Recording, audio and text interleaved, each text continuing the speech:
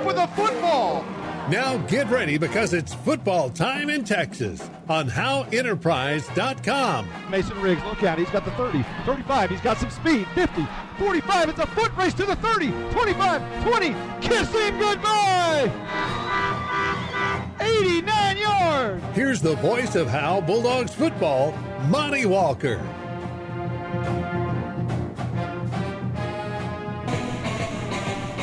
Well, good evening. Welcome to Sadler, Texas. It is the Howe Bulldogs and the S&S Rams. It's always a great week when the victory light is on from Friday night until Thursday.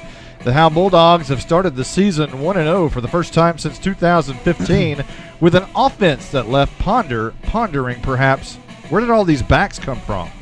It's a continuation of ground and pound 2018, and it's football time in Texas. Good evening, everyone. Welcome to Sadler, Texas. As we mentioned a moment ago, Justin White with us, along with Stephen Braswell, our spotter, Caroline Slauson down on the sidelines. We will visit with her from time to time throughout the night on our night furniture sideline report. Tonight, Justin, it's going to be a pretty good game. We would think S&S comes in a little bit injured. They lost their quarterback a week ago and then lost their backup quarterback. Came in with their third-string quarterback to finish out the game. He actually played pretty well, got a rushing touchdown before the half, but they only put 7 points on the board against Paradise, who looked pretty good in a 21-7 win over S&S. That'll be interesting to see with S&S having that third-string quarterback and kind of how they're going to piece things together on that offense. But meanwhile, if you're a Howe Bulldog fan, you think about last week's game. If you were just a general fan, that was a fun game to watch. If you're a Howe Bulldog fan, it was a fun game to watch. You may have taken some years off your life because it was kind of nip and tuck there at the end. But it was a good time to be a Bulldog last week. And tonight, look forward to another game. Maybe get kind of wet, make it kind of muddy. Yeah, the conditions, we'll check down with Caroline in just a little bit for the conditions tonight. This is game number 756 for the Howe Bulldogs.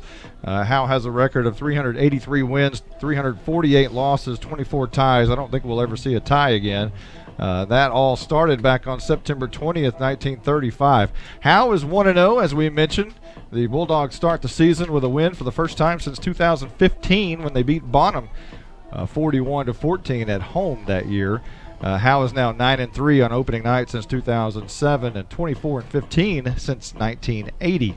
Howe is 9-7 lifetime in games played in August, but we're in September now.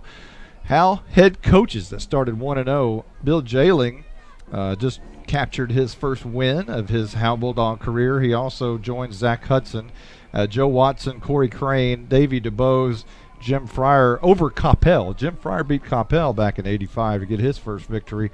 Buck Smith, Curtis Christian, Arthur Boyle, George Matlock. We're going back to the 40s now. Jack Osborne, John Lair. Self-coached team back in 1942 got their first win. I like that one. H.A. McDonald back in 41, Wesley Cox back in 40, and L.B. Morris, who's in the Texas Coaches Hall of Fame, got his start 1-0 for the Howe Bulldogs back in 1936.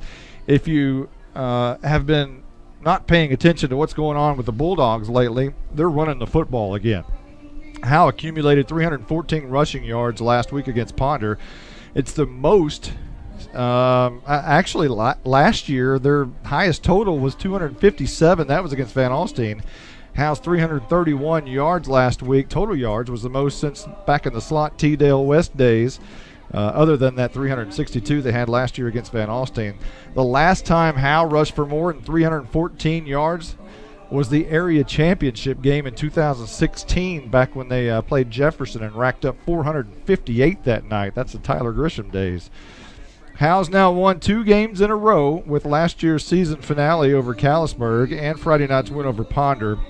Last time Howe won back-to-back games was in that same era, 2016 playoffs, wins over Grandview and Jefferson. On this day in Bulldog history, they are 3-4-1. Not been a great day September 7th for the Howe Bulldogs. They lost in 1962 to rival Van Alstyne 30-12, beat Anna 12-0 in 1973, tied Pottsboro in 1979 14-14, beat Campbell 8-2 in 1984. Campbell never beat Howe, by the way. Just for the record. Putting that out there. Leonard, I was in this game in 1990. Howe lost to Leonard 27-12. That was not a fun night. 2001, the Bulldogs lost to Princeton 20-6. 2007, they lost to the Gainesville State School 26-25. And in 2012, they beat Chisholm 40-12.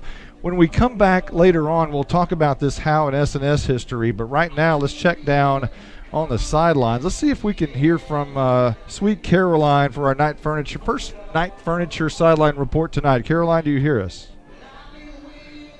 I'm not sure if she's able to hear us just yet. Maybe, wait a minute. Can you guys hear me Maybe now? I need to turn on her mic. How about that? There we go. How's it going down there? Going pretty good. I got to tell you that if this rain can hold off for just a couple hours, we got some good temperatures down here. Not getting out of the 80s tonight. Nice. Yeah, so those cramps that were such a problem last week, hopefully won't be such a problem this week. But we are looking at rain chances, just 20% throughout the night. And as far as field conditions go, I know you guys like the regular grass, not turf. You like the real stuff. And y'all said it looked dry. I'm going to go with it's dry. So. Wow, nice. Hey, how's the concession stand? Oh, man. I was first in line. The gate, the doors opened. And I was like, nachos, please? And so I got my nachos. So I'm good. It's great. I highly suggest them. Okay. Well, wait till you get home. You'll try some cowboy nachos with the Howe FFA Booster Club, because that is something to die for. Okay, I'm You down. think it's good here, wait till you get back home with those cowboy nachos. Okay, count me in. Nice. Hey, we're going to take a quick timeout. We'll have the Senior Spotlight, the Coaches Show, all coming up here in just a moment on HoweEnterprise.com.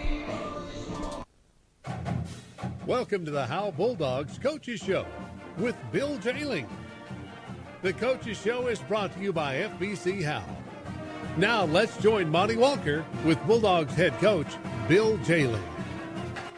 Coach, 1-0. It's a great start. You got to be proud. And what does that do for the mentality for the team like that to start 1-0? It's great for the mentality of the team. Anytime you start the season with a W, it's always a great thing for the kids and the morale of the town, the community, the school in general. So it's a great thing. I'm very excited for the program after going 1-9 last year and starting off with a W this week, or last week, excuse me. It's just a great thing for the program, and all the kids have come out with a little more intensity, a little more fire. They're starting to believe they can win. So it was just an overall great thing last Friday night to get that W on the board. And everything you've been preaching since you got here, as far as controlling the clock, controlling the ball, it worked out exactly the way you wanted it to in the first half. Talk about that. Absolutely. We did a great job in the first half, controlling the clock, pounding the ball, running like that's our mentality is we're going to ground and pound 3-4 yards at a pop. We did a great job in the first half, controlling the clock. Our defense did an outstanding job getting them 3 and out in the first half. So our mentality is we want to control that ball as much as we can and mix it up with our running game inside, outside. And we couldn't have played it out any better the first half last week. It was just great. I think the best thing that we did all week was our line getting up to the line of scrimmage quick. Our line was firing out low and engaging and keeping their feet running. So when all those little intangibles kick in, it's a recipe for success. And big thing for us as a coaching staff is just keeping that mentality and recipe going all year long. Well, you had a plethora of backs, and everybody knows you got a bunch of backs that come in. But, the defense is really maybe even more the story of the first half and really an entire game. Defense played outstanding. Absolutely. Coach Zagleski did a great job with his game plan and executing that game plan. The idea of the plethora of backs is we have a lot of two-way players, but I'm a firm believer that defense wins championships. So I want my best 11 on the field and defense at all times until we get that 2 or 3 score lead. Then we'll start mixing in. So that's why we run in so many backs at a time, just because we're allowing those guys to get breathers every other play, which keeps them fresh defensively. And like I said, I guess being a Pittsburgh boy, defense wins championships.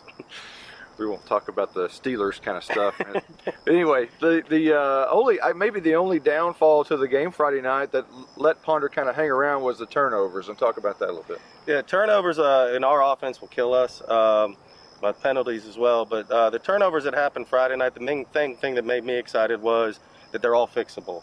It wasn't ball security. It wasn't our running backs losing ball control when they were running. It was just missed timing on the handoffs. And a lot of that has to do, first Friday night games, speed of the game is different. Even from scrimmages to Friday night game, the speed is different. So it was just a lot of miscues on the handoffs, putting the ball on the hip, or running backs instead of you opening the pocket, trying to take it with their hands, those kind of little things. So I know turnovers killed us, and it put our defense in a bad situation several times. but our defense did a great job overcoming those situations. But positive is the turnover aspect from last week can be fixed. We'll take a quick time out. When we come back, we'll talk about SNS a little bit. The First Baptist Church here in Howe, Texas would like to invite you and your family to a celebration of our Lord and Savior Jesus Christ. Each Sunday morning at 10:30, we meet for worship at 100 East Davis Street in Howe. Prior to that, we have relevant Bible fellowships for all ages beginning at 9:15. Join us each week to declare the hope that is found only in Christ. Be ready to experience the life-changing power of the gospel. There is only one message for every generation, and that message is Jesus. All right, Coach, one of our broadcasters who hasn't been around practices or anything the other night was talking about how much he thought the kids had already bought into the program. So it's pretty evident from everybody to see and maybe hear and see the things that they say, and when we interview them, we can tell that they've bought in. Talk about that. Yeah, the kids have done a great job buying into the program. I think they've bought into the mentality that we have, the expectation that we have for them, and I think the big thing is they bought into the coaching staff. The coaching staff is really done a great job coaching these kids up, getting on to them when they need to be get on to, putting our arms around them and hugging them when we need to. I mean, just like Friday night, that one fumble, I walked out to Austin Lee and put my arm around him and said, "Son, it happens. It's a mistake. All we can do is move on. Let's not worry about it. Live to play the next play." And I think the kids are appreciating that instead of a coach in their ear and yelling at them. They understand that we believe that mistakes are going to happen. We just got to overcome them. So the buying in has been huge for this program right now. First road game, what is the scheduling like when you travel? Have you, what'll be different as far as dressing and things like that? The dressing will be a little different from a home game. We won't dress until we get over there. The kids will travel in their shorts and shirt. Downside to away games is, you got to leave a little earlier. So it's a little harder on the kids because they're on the bus a little longer. They're waiting longer to play and everything like that. So traveling's always tough. Any team you play that you got to travel to, it always puts a little more strain on the players. Puts a little more strain on the coaches too, because it gives us more time to think about it as well. Let's talk about SNS a little bit. What do you think you're going to see from them? SNS is a good football team. They're overcoming some injuries, which is it happens. It's football, but we're dealing with our issues as well. I mean, I know their quarterback got hurt last week, but we're dealing with a little flu bug that's flying around, and our kids have not been 100%. So I mean, it's give or take. They're going to be a 4-3 defense, and I believe they're going to stack the box. They're going to roll a safety down in the box, maybe show us a little 4-4 look. With our running mentality, I imagine teams are going to put 8 or 9 in the box every week on us. They have been an option team out of the gun, pistol. I'm not sure what they'll do with that quarterback injury, but they got some speed. Again, it's just the basic keys. Offensively, we got to control the line of scrimmage, establish our running game and keep it going. Defensively, play assignment football and hone in on those little things, open field tackling and not getting sucked up on the run and letting a deep pass happen.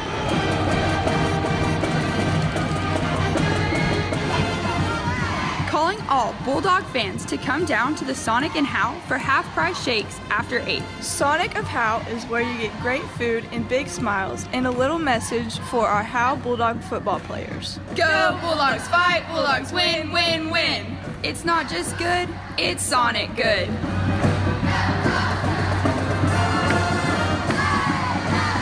Hey Bulldogs, great news. I'm your hometown realtor and I'm also a Bulldog. Hello, I'm Kevin Sarles and I'm with Exalt Realty. I wanted to tell you about the new 321 program for our new home buyers or those who haven't owned a home in 3 years. A $1,500 grant is tied to the program and a $2,000 gift card at a local major retailer is available. This promotion is for a limited time and qualifications do apply. Call me anytime, 903-821-4163. Welcome to the Howe Bulldogs Senior Spotlight, brought to you by Ed Meacham State Farm. Now let's join Monty Walker with this week's senior. All right, this week we're visiting with kicker Callie Vick, and we'll talk with receiver Elijah Campbell as well. Callie, we'll start with you. Second year on the team. I've interviewed about 400 football players. First girl I've ever been interviewed for football. What is it like being a girl on the team? Honestly, it's not that much different than like other sports teams. I mean, I've never had a team as like close-knit as this before. I will say that is a big change. Like girls, you kind of have drama and stuff like that, but those guys, there's like none. I mean, they get mad, but it's gone in like 5 seconds. And a lot of them are my friends outside of school. Like I hang out with almost all of them during school, outside of school. So, like, I don't know, it's really welcoming and really easygoing, honestly. Like, it's not that bad. So last year you became the kicker. I kind of want to know how that happened. How did they approach you? Did you approach them? How did that work out? Okay, honestly, it's been an ongoing joke since like 7th grade when I first moved here. The guys in my grade were always like, play football, be the kicker, you play soccer, you could do it. And I got to high school and they kind of joked around about it freshman year. And I was like, well, y'all have Bryce, so like y'all don't need me. Well, then Bryce moved and I was the water girl, and Coach Fry found out I played soccer. And they had boys trying out, but it's surprising how hard it is for guys to kick the ball. And they're like, well, can you kick a soccer ball decent? And I was like, yeah. So they just like, all right, bring your cleats tomorrow. And I did. He's like, okay, you're our kicker. You can kick better than all of them, so you're our kicker. I didn't really get an option after that. So you've been the kicker now, and you've settled in, and obviously, you know, things are looking pretty good. Your kicks look really good Friday night. Thank you. Do you think you've improved since the very first game you kicked last year? Oh, most definitely. Last year I was actually hurt for almost all season. I messed up my quad. So, like, every game I was playing and I couldn't feel it because it was chalked down with icy hot and wrapped so tight. I got, like, healthy again. So this year I'm definitely a lot better. What's the dress and dressing situation? How does that work? Are you out of the locker room? How does that work? So far, since our first game was home, I get, like, my pads on here, so we all have our pads, like, our pants on and stuff, so we're halfway dressed. We really just have to put our shoulder pads on. But for away games, they usually find me, like, a bathroom close to the locker room, or they let me in after, before we have our meeting, and then, so it's, like, it's not bad. I'm not really separated, just, like, for 5 minutes or something. So, other sports, you're heavily involved in basketball, and what else do you do? I do track, and I played golf last year, and I'm going to play again this year. And then outside of school, I have soccer. So how does the basketball team going to look this year? Honestly, I think we'll be really good this year. We have a lot of kids that play together a lot over the summer and stuff like that, so that'll help with chemistry, which is something like we really haven't had a whole lot over the years because we have 2 or 3 that'll play together and then 2 that don't even play at all. So I think we'll be really good this year. So the game's on the line, 4th quarter, about 3 seconds left. Got to either tie the game or win the game with an extra point. What's going through your mind? I got to do this for the boys. Most definitely. All right, that's Callie Vick. When we come back, we'll talk to Elijah Campbell. This is more than a bundle. This is way more than a combo deal. It's your sanctuary, your home field. It's where everything happens. This is your home, your car, your memories. And you want to be sure they're protected with home and auto insurance. As your State Farm agent, I get it. That's why I'm here to help life go right. My name is Ed Meacham, and I'm your Howe State Farm agent. Give me a call at 903-892-3923 or on the web at MrRedInsurance.com. All right, so we're visiting with Elijah Campbell now. Elijah, you didn't play last year. When's the last time you did play football? 8th grade. And what was your team like? Do you remember? What do you remember about that team back then? All I remember was I was short, fat, white kid. I was the center, so receiver's a big change. So what do you think about playing football? What's different here? I'm glad I did it. I mean, I enjoyed it in middle school, but after middle school, I was starting to focus a lot on basketball, and then Coach Jay kind of convinced me to play. So you've had a really good basketball career, and I'm sure you're expecting an outstanding senior year as well. Talk about basketball a little bit and what makes that so special for you. Well, I mean, I've always been around basketball. My mom's coached ever since before I was born and while I was growing up, and I'm still trying to go play somewhere, and yeah, still shooting for that. So I hear there's some issue out here with the red jerseys in practice. What is that about? And I hear you got a red jersey. What does that mean? Red jerseys is who starts on defense, and I got moved to starting defense this week. What position are you playing on defense? Outside linebacker. So you made a huge play last week, about a 10-yard loss. It came at a really key part of the game. Talk about that moment. Well, I kind of got thrown in there, and I wasn't sure exactly what to do, but I saw an opening and I might as well shoot my shot, and it worked out for us. So shooting a shot just like basketball. Hey, so this team, what do you think the overall feel is for this team, and what do you feel the outlook is? I'm not sure about the outlook for sure yet, but I can see us doing pretty well this season. I see us making it to playoffs, maybe a few rounds, not sure.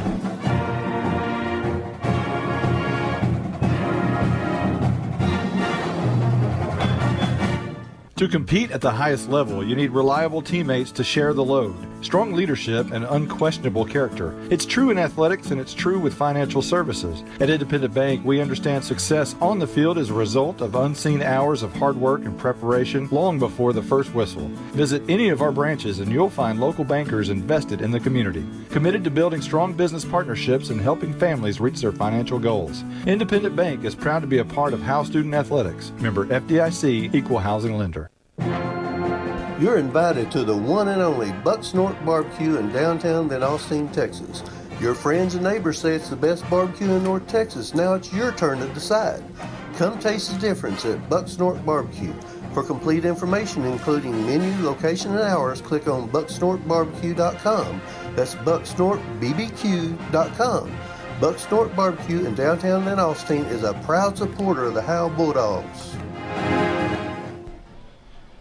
Welcome back to Sadler, Texas. Monty Walker along with Justin White and Caroline Slauson, Stephen Braswell. We have what appears to be a pretty good contest ahead of us tonight. Third-string quarterback going to start for S&S. They lost their first two a week ago. This is the 34th meeting between Howe and S&S, and Howe leads the series 23-10 and has dominated by outscoring S&S 841 points to 387 over the years. Howe played one game versus Sadler before the consolidation back in 1958. Howe won that game 32-0. And this is an old field. Even Sadler played over here, and I'll let Caroline talk about that.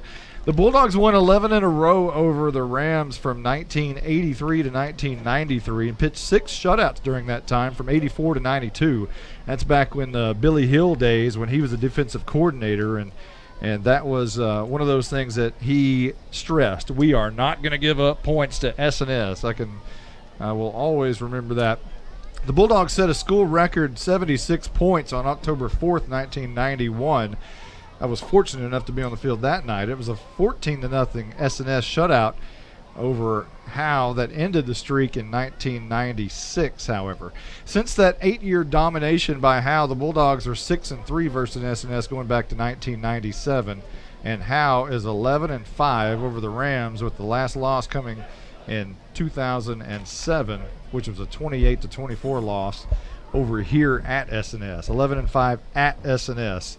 Looking to go 12-5 tonight. The Bulldogs are 8-2 over here since 1983. The Bulldogs have shut out S&S 8 times, which is the second most of any opponent. The Bulldogs have shut out Bells 14 times, and they'll get a crack at them next week. So again, the series started in 1961 with a 28-6 Howe win. That was back on September the 22nd of 61. Last time Howe played was October 23rd, 2015. That was, I believe that was the game that Lightning cut it a little bit short, 28-0 against S&S. That was a mud slop game, if I remember correctly, at home 3 years ago. It was, S&S was pretty good back then, and when you beat them, that meant you're basically sewing up a playoff spot, and that's kind of how it went back in those days, and how it was dominant in 2015 towards the latter part of the year. The Howe Bulldogs getting ready to come onto the field for the first time tonight. It appears that they're in the tunnel awaiting to make their September debut. And Caroline Slauson, and here they come.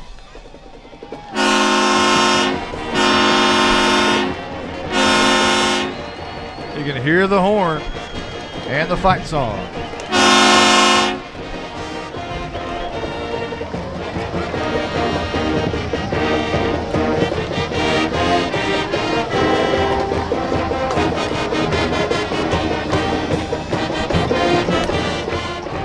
The S&S Rams about to make their way onto the field. We'll have the coin toss for you.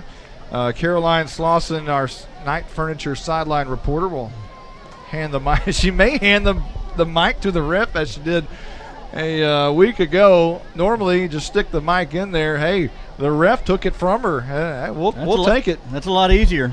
The referees tonight out of the Dallas chapter, the referee is Ricky McGee, the umpire Andy Dean, the head linesman Larry Conright, the line judge is Scott Slayton, and the back judge is Kurt Shaughnessy.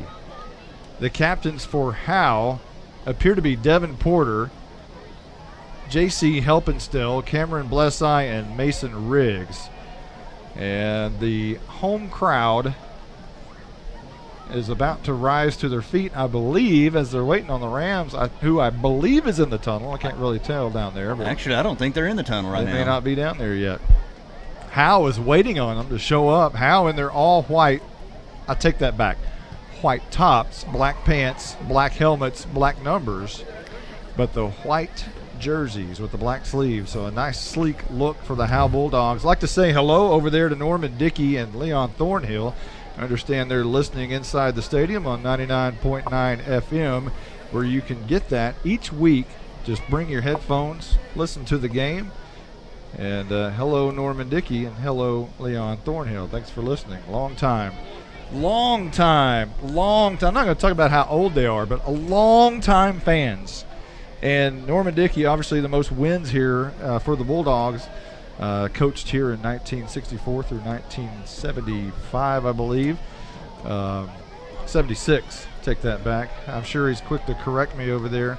Leon Thornhill, the former voice of the Howe Bulldogs, of Howe Bulldogs Stadium, did that for a number of years, so some long-time legendary Howe Bulldogs sitting across the way over there.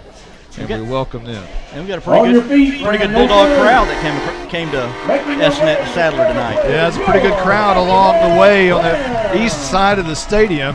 Here come the SNS Rams in their all red uniforms, and they have 2 gold stripes right over their shoulder pads and 2 stripes down the side of their red pants, white helmets, and a white face mask. And I think Howe may rival the home crowd, and it's hard to see. Now, there's a lot of people on the not a lot of people from SNS made their way from the parking lot all the way down to this end of the stands, but there's a lot of them down there on the north side. They're spread out pretty good. Pretty good size set of bleachers here on this end of the Howe. As we mentioned, the Howe crowd, pretty good travel tonight. They traveled well, so the captains are on the field for SNS, and it appears to be, let's see, Devin Jackson will be a captain, along with Matt Billmeyer. What else do we have down there? The quarterback tonight, third-string quarterback, Cole Sloan, who is in place for a couple of other kids who were injured, and it looks like Rory Aguilar, who is in street clothes, and he played a week ago, so they are really hit with injuries, this SNS Ram team is. And now we're just about ready for the coin toss, as we have our Night Furniture sideline reporter down there right in the middle of it. To let you know, go ahead and introduce yourself. Number 89, Devin Porter. Captains for your SNS Rams. Number 5, Cole Sloan. Number 11, Devin Jackson. Okay, okay, guys. There's been a lot of news lately about violence, and we're about to play a violent game. But that violence, it doesn't define who we are, because we're not doing it for anger or for hatred. We're doing it for sport. So what defines us as men here tonight is the way we conduct ourselves after that whistle blows.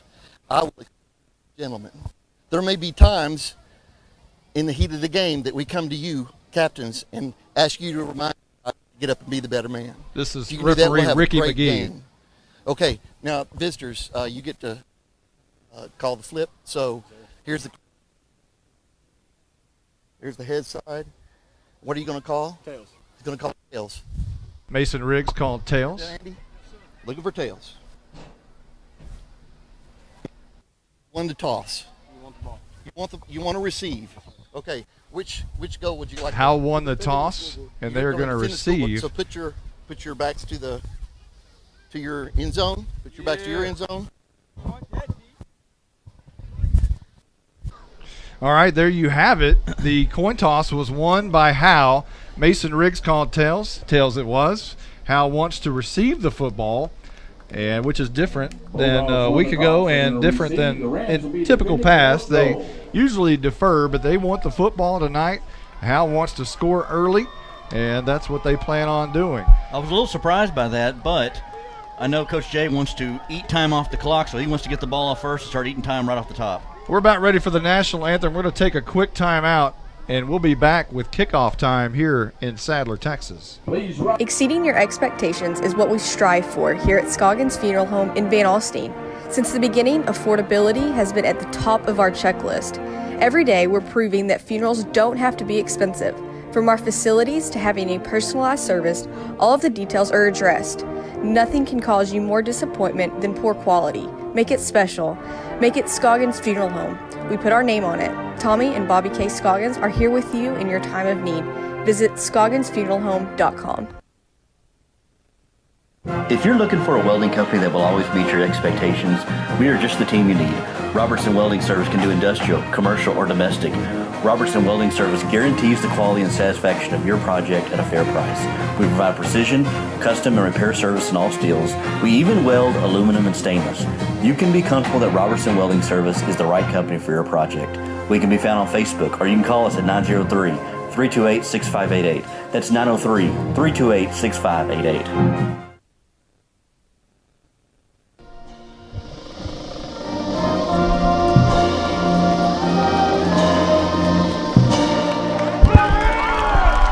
And it's football time in Texas, in Sadler, Texas. Howe Bulldogs about to receive the football to start this game.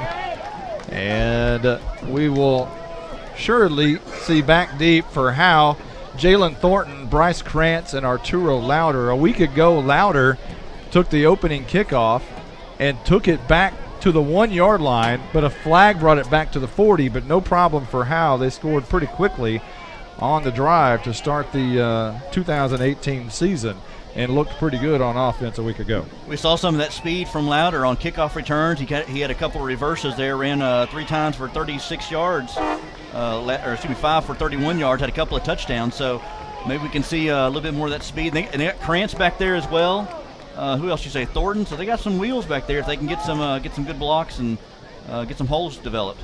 The S&S Rams are kicking from left to right, for the Rams. So that will be from south to north here on this north-south field. And the Bulldogs, inversely, will be traveling right to left, which is heading towards the south.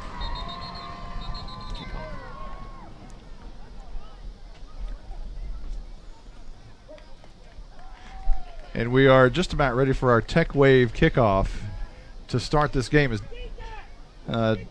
Devin Jackson comes off the field. Surely we don't have an injury before the first kick. But maybe it is an equipment malfunction with Devin Jackson's knee pad. And somebody else is coming in. So already we have somebody out of the game. And Devin Jackson checks out. And Drew Burbage checks in on the kickoff. A substitute before any time has come off. I haven't seen that ever, I don't believe. This is the kick. It's going to be taken by Lauder on the near side about the 25-yard line. Spins out of a tackle, and it's hit hard at the 31. And Howe will start there from their own 31-yard line with 11:54. 6 ticks came off the clock there early on. And the Bulldogs are getting ready to set up shop here. Joey Baggs with the tackle there for the Rams. So let's see what the Bulldogs can do. Had 314 rushing yards last week. 9 different ball carriers, and counting Elvington, the quarterback, carried the ball. So they got a committee of running backs, and Coach Jay, who's committed to doing that. Up front for Howe, Jacob Howell, the left tackle, Chris Garrison, the left guard, Parker Blunt, the center, J.C. Helpenstell. And this is going to be a handoff to Blessai quickly along the right guard, and he's going to gain just a couple up to about the 34-yard line. The right guard is J.C. Helpenstell, the right tackle Jaron Ing, and the tight end is Devin Porter. Split out wide tonight will be Elijah Campbell, Leighton Elvington, the quarterback, Arturo Lauder, the wingback, and the running backs are Mason Riggs and Cameron Blessai. Second down and about 6 here. and there's a flag on the play. A handoff up the middle, and that's to Spencer Akins, but a flag will probably wipe out a 2-yard gain. Looks like it's probably an area holding. Number 7. And it is. It was a 4-yard pickup by Cameron Blesseye on the first play of the game, but the second one's going to be brought back on a hold. So this will be spotted back to about the 25-yard line. Second down and long coming up for Howe.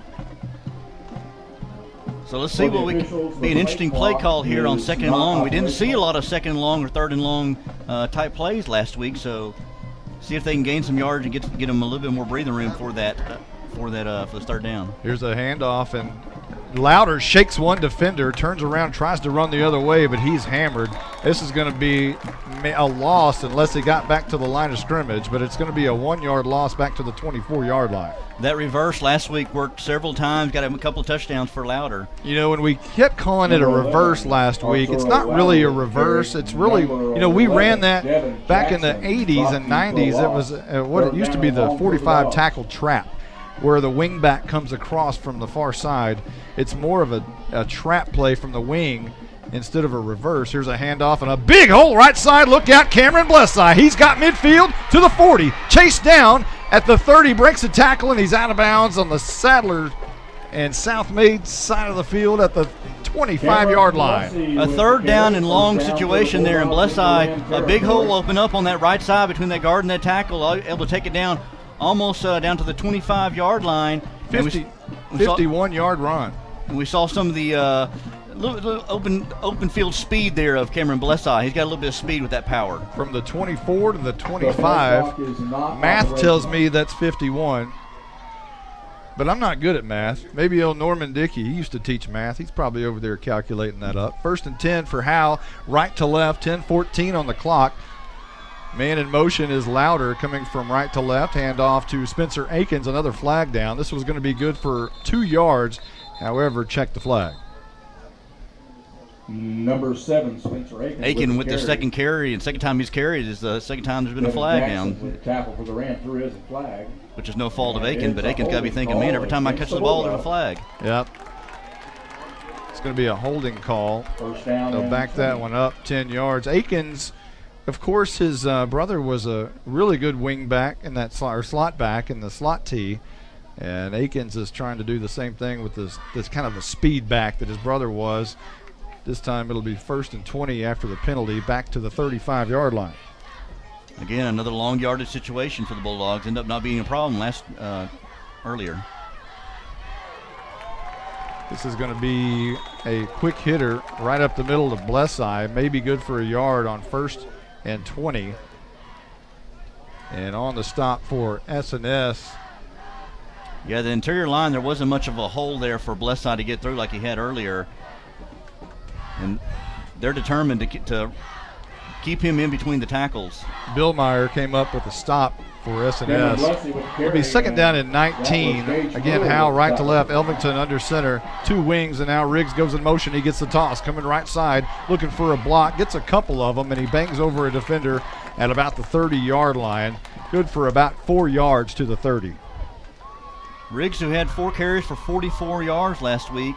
Again, we talked about he was running back for first part of the season last year and getting back into that offensive rotation, that running back rotation this year. Trying to take advantage of it. Riggs went 88 yards over in Caddo Mills as a sophomore and looking to pop the corner again here in his senior year, 3rd and long. This is going to be a handoff up the middle. Blesseye, same play a moment ago that he went 51. This time he barrels his way inside the 20 to the 19-yard line, which will set up a 4th and about 3.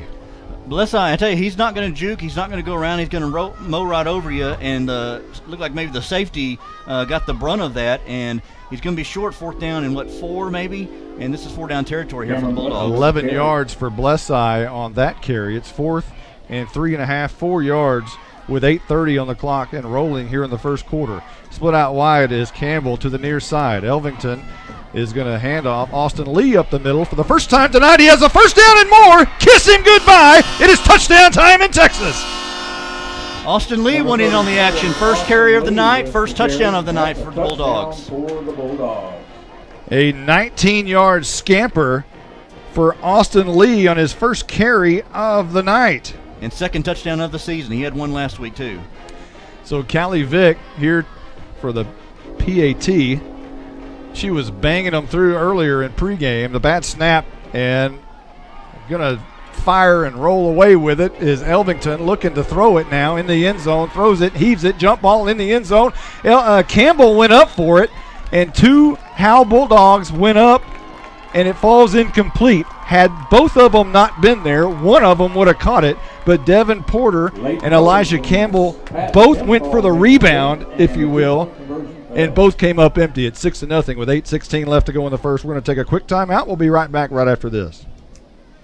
Monty, that was Damius Karowski on the tackle. Hey, this is Michael Mosier. I may not be up in that luxury outdoor suite on top of the press box, but hey, I'm still supporting the Bulldogs. I'm proud to be a part of the Howe Athletic Booster Club, where it's only $25 to become a member. I may have retired from pronouncing those difficult names on Friday nights, but I can say go Dogs without batting an eye. Become a black and white, towel-waving Bulldog fan by signing up at each home game behind the home bleachers, and remember, Aljundo Dakenstater on the stop. I'm attorney Micah Belden, an old-school black and white Howe Bulldog. In criminal defense, you need someone who fights like a Bulldog. Call me now if you've been investigated, arrested, or charged with a crime in North Texas. My number is 903-744-4252. We'll set up a free consultation. You will find out that I'm rough, tough, and I can't get enough. I'm board certified in criminal law by the Texas Board of Legal Specialization, Principal Office, Sherman, Texas. Visit my website at shermancriminallawyer.com. The Exalt Realty scoring drive recap was 7 plays, 69 yards, and it took right about 4 about 3 minutes and 30 seconds off the clock. A fair catch called for on Callie Vick's Tech Wave kickoff. The scoring was done by Austin Lee, a 9-yard touchdown. But the damage, the big play of the drive was a 51-yard run by Cameron Blesside to set everything up. A couple of penalties, a couple of holding calls every time Spencer Akins touched the ball, but Howe overcomes with the 7-play, 69-yard drive. And now S&S will huddle up and head to the line of scrimmage for the first time tonight with 8:16 left to go in the first, trailing Howe 6-0. This Bulldog defense, who did a pretty good job in the first game of the first half. Really, the whole game, they just gave up some big plays. If they can prevent that, they can hopefully improve on that from last week. High snap's going to go all the way back to about the 10-yard line, and right there is Elijah Campbell to fall on the quarterback, and Howe says they have the football. And they do! The Bulldogs come up with it. Arturo Louder picks it off the ground, and Howe's in great shape to score again. A turnover by the Rams early in the ball game. Coach Jay was one to do that, get these turnovers. That was kind of a key to the game last week. You really wanted to have it every week. Get turnovers, now convert them into touchdowns. But the ball went way over the head of Sloan, and Sloan kind of went back there. What didn't sound like he was in a hurry. Pounced on the ball, wasn't able to pounce on it right away, and Bulldogs were able to get on it inside the 10. So the ball spotted at about the 9-yard line, knocking on the door already. Again, Austin Lee already scored from 19. Here's Howe, first and goal from the 9 after the fumble. Elvington is going to hand off to Blesseye over right tackle, and he's going to churn his way inside the 5. And it looks like the line judge wants to spot him at about the 4. Cameron Bless. But apparently it's going to be spotted right at the 5, just inside the 5. A 4-yard gain for Blesseye. 7:50 and rolling here in the first quarter. Howe on top, 6-0, looking for more right here. Kind of similar from last week. First 2 drives, Bulldogs able to get the ball in favorable position and maybe able to score on the second drive of the game. Second down and goal here is Akins, and for the first time tonight he carries it, and there's no flag, but he's only going to get a yard or two, spotted at about the 2.5-yard line. Number 7. Aiken, one of the speedster on this Bulldog offense, went right up the middle. Number 2, Joey Baggs. Yeah, so it looks like a third and goal for the Bulldogs. You know, this is obviously 4-down territory for the Bulldogs. You would think, as with only 2 yards to go, we're at third, you would think you'd get another one if you don't get it here. Elvington, handoff, Blesseye, barrels over a defender, waiting for the signal, and it's touchdown time in Texas. 6:58 on the clock, and Howe goes up 12-0, and you think a 2-point conversion is coming right here. Westside lowered his head, went behind that right guard there, and just it took a second for the officials to look at it, but able to get the touchdown on the 4-yard touchdown run. So now we'll see what happens. I think they're going to go for. Looks like they are going to go for 2. Yeah, I would imagine they'd try to even out the score here. 12-0. We sit right now, but we are waiting on the 2-point conversion, and Austin Lee will check in. 6:58 on the clock. And here come the Bulldogs. Elvington under center, 2.5-yard line on the 2-point conversion. And there's a flag on this one. I think we saw Riggs get started just a little early. Illegal procedure to call. It is a legal procedure against the Bulldogs. And when we come back after this break, after the PAT, we're going to talk to Caroline Slauson for our Night Furniture Sideline Report. See how things are trucking down there. It was a 3-play drive. We'll get back to that in a moment, though. Only 9 yards. And now the Bulldogs are going to go for 2 as they are backed up to about the 7-yard line. 8-yard line. Elvington under center, same play. Riggs goes in motion, wanting to throw the ball. Now it's flushed out of the pocket. He's coming near side and tackled and sacked in the backfield at about the 13-yard line. So about a 6-yard loss on a PAT. That won't count in the stats, but 12-0 is our score right now here in S&S or Sadler, Texas. We'll be right back right after this. The First Baptist Church here in Howe, Texas would like to invite you and your family to a celebration of our Lord and Savior Jesus Christ. Each Sunday morning at 10:30, we meet for worship at 100 East Davis Street in Howe. Prior to that, we have relevant Bible fellowships for all ages beginning at 9:15. Join us each week to declare the hope that is found only in Christ. Be ready to experience the life-changing power of the gospel. There is only one message for every generation, and that message is Jesus. Looking to purchase a home? Michelle Castle and the team at Guild Mortgage Sherman are excited to announce 321 Home, our new exclusive program that gives first-time home buyers a $2,000 gift card to Home Depot and $1,500 towards closing costs. For more information, call us at 903-957-3100. That's 903-957-3100. Guild Mortgage is an equal housing lender. Company NMLS number 3274.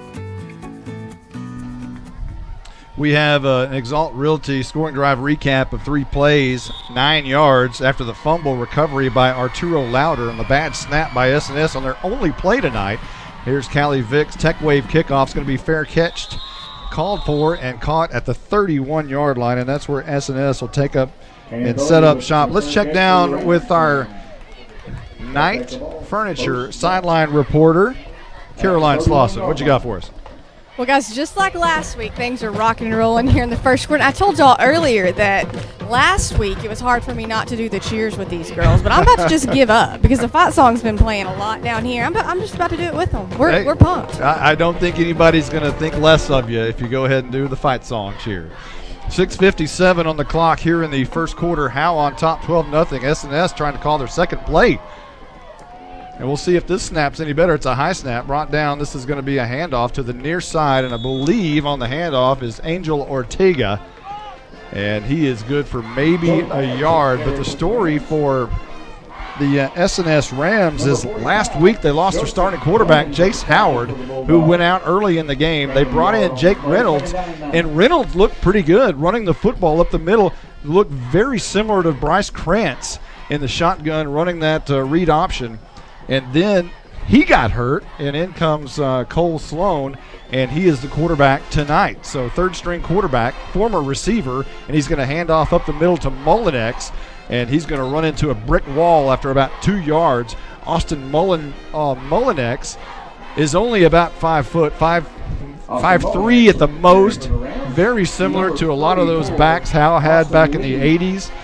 Stephen Ogle, Brian Ross, Michael Bailey. Very similar type back is Austin Mullinex for S&S. Small but very shifty, very powerful, and will run right over you, very much like Rob Bowes comes to mind. Third down and about 8 for S&S at their own 32-yard line. And this is going to be Sloan And he will try to run it up the middle, but he's going to hand off to Austin Mullinex, and he's going to gain enough up to about the 38-yard line, not enough for a first down. And already a decision for S&S. You would imagine they would punt this one away. It's 4th down and probably about 3 in order to get a first down, so we'll see what happens here. The punter normally for S&S is Keen Ortega, and we'll see if he'll step back to punt this one away. No indication of that at the moment, as it appears they're going to go for it. Man. 4th and 4 at their own 38-yard line. Sloan, shotgun, high snap, brings it down. He's going to run, flags down as well. And they'll back this one up. So instead of 4th and 4, it'll definitely be punt time tonight. It's got to be punt time at this point. 4:58 left to go in the first. Howe on top, 12-0. And S&S just trying to roll a big gamble right there. And maybe thankfully for them, a flag was down. Yeah, you can kind of tell they're trying to get things together offensively. They're having a little bit of trouble getting organized and haven't had a lot of big plays there, just a couple of 2-yard runs. And maybe credit to the Bulldog defense there for staying in their lanes and open field tackling and doing a good job there. So now the punt team is on. Ortega back to punt this one away with 4:46 and rolling here in the first. Howe leads 12-0. The kick is a wobbly kick. It's going to bounce on the Howe side at about the 39, picked up by Jalen Thornton, and he'll come near side for maybe a yard or two and stopped at the 36-yard line. Jalen Thornton with the got that ball on the bounce. Almost looked like he almost caught that with his left hand and able to cup it there in his hand, and good pursuit there by the Rams to keep the return minimal there for Thornton. And so Bulldogs here on their third possession scored on the first 2 drives. 4:34 to go here in the first quarter. See if they can bleed some time off this clock and get another touchdown. Starting at their own 37-yard line here in the first quarter on their third drive, looking for more points. 12-0. Howe already leads, and Elvington goes under center, sends Riggs in motion, handoff, right tackle once again, and Blesseye banging out of a tackle for about 7 yards near the 45-yard line at about the 44. It's kind of funny that Blesseye runs that ball and then he goes to the sidelines. Coach Jay talked about rotating different running backs in. He likes to keep because you're playing 2 ways, in 3A football, he likes to keep his best defenders on defense, so he rotates a lot of running backs in.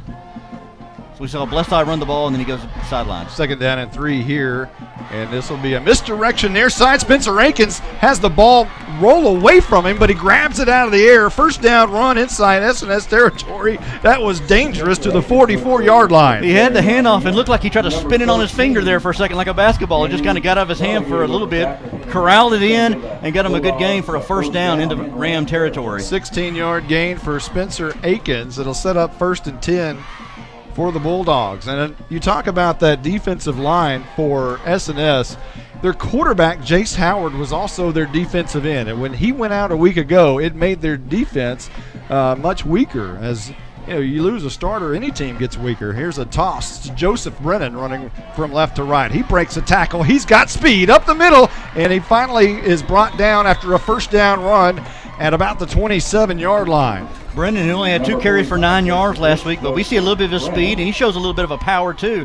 Gets that pitch, cuts it back inside, gives in for a good gain, another first down for the Bulldogs, and they got something cooking here on this third drive. 29 yards for Joseph.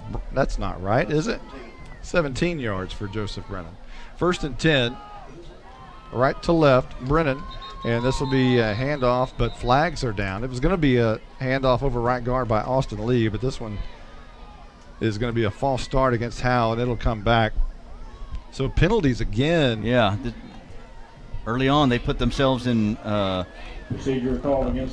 situations. They've been able to convert them, but that's not something you want to continue to do throughout the game, is put yourself in first and 15, 2nd and 20, 3rd and long.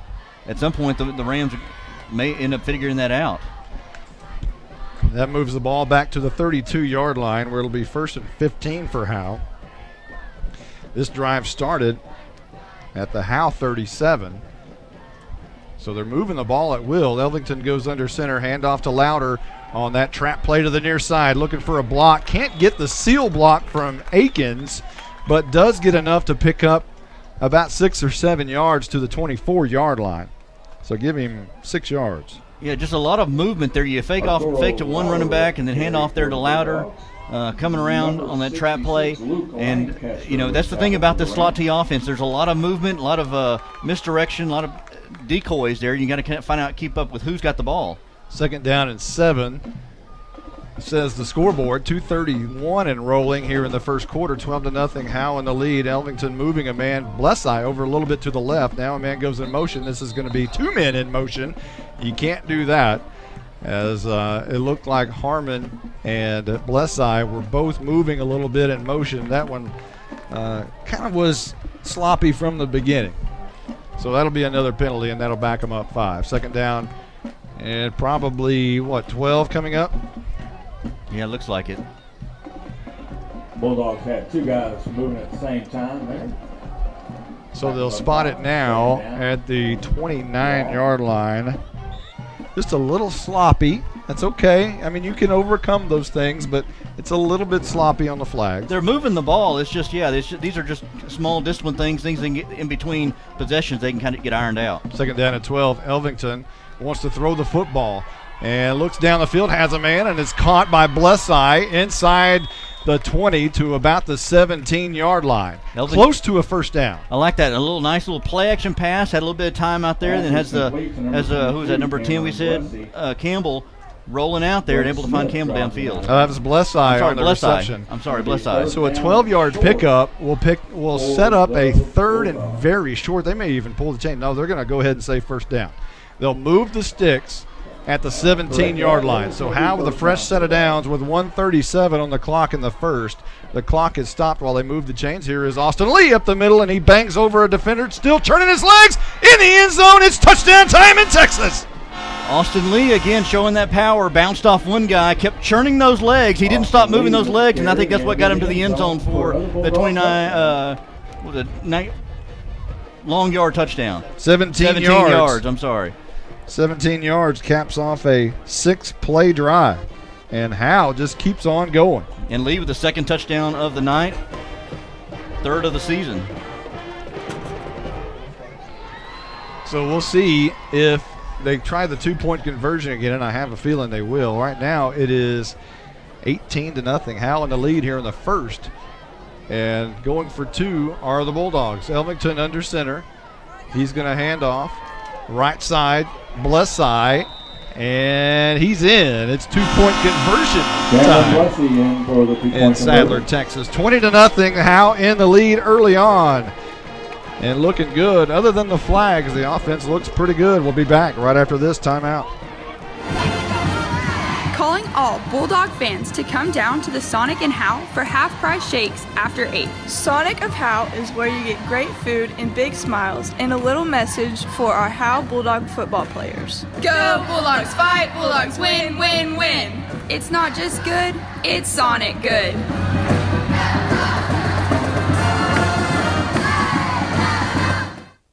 This is more than a bundle. This is way more than a combo deal. It's your sanctuary, your home field. It's where everything happens. This is your home, your car, your memories. And you want to be sure they're protected with home and auto insurance. As your State Farm agent, I get it. That's why I'm here to help life go right. My name is Ed Meacham, and I'm your Howe State Farm agent. Give me a call at 903-892-3923 or on the web at mredinsurance.com. It was a 6-play, 63-yard drive for Howe. It took 3 minutes and 4 seconds off the clock, and it was capped off by a 17-yard touchdown by Austin Lee and a 2-point conversion by Cameron Blesseye. And that is your Exalt Realty scoring drive recap. And now we're ready for our Tech Wave kickoff as Howe has a 20-0 lead with 1:30 left to go in the first. Callie Vick on to punch this one away. It's been fair catched so far tonight, but this one's a lot deeper kick. Going to be caught at about the 19-yard line, and coming up the middle of the field, I believe, is Mr. Blake Smith, and he's brought down pretty quickly at the 35-yard line. Callie Vick's done a pretty good job on kickoff so far this evening. Yeah, her leg is much improved over a year ago, and she is. If you watch the pregame, she was drilling some pretty long field goals there. I don't think we gave her enough credit from last week. 3 for 3 on extra points, end up almost pretty much being the difference between the ball game. So ball at the 35-yard line. S&S will start there, 1st and 10, moving left to right. Spread offense, split out wide are 2 receivers. This is a high snap brought down, and a big play in the backfield, but a misdirection. Somehow the quarterback kept it, and that was Mr. Sloan. He pulled it. He actually put it in the stomach, which of the running back, who was brought down immediately. And I thought it was a great play. That was Alex Kellum, who thought had the tackle in the backfield. Man, that was magnificent. I thought a good fake there by the Rams. Yeah, I really thought that Kellum had made a great play, but it was a great fake by Sloan. It fooled Kellum, you, and me. So ball now at the 40-yard line, another high snap, and Sloan's going to keep it again, inching closer towards first down. Cole Sloan again up the middle. But not enough. Yeah, those high snaps, they may come back to haunt the Rams. It's every snap is right about his face mask. If not just a little, he'd have to jump just a tad to get each snap here, which may maybe throw off the timing of everything. So it's going to be 3rd and 2 for S&S. We're just about close to the end of this first quarter. 18 seconds and rolling. 3rd down and about 2. Man in motion. The tight end from one side to the other. Sloan, and now whistles and flags are on the field with 10 seconds on the clock. This one will more than likely be against the Rams of S&S. And they're talking to head coach James Gage. I don't think Coach Gage agrees with that.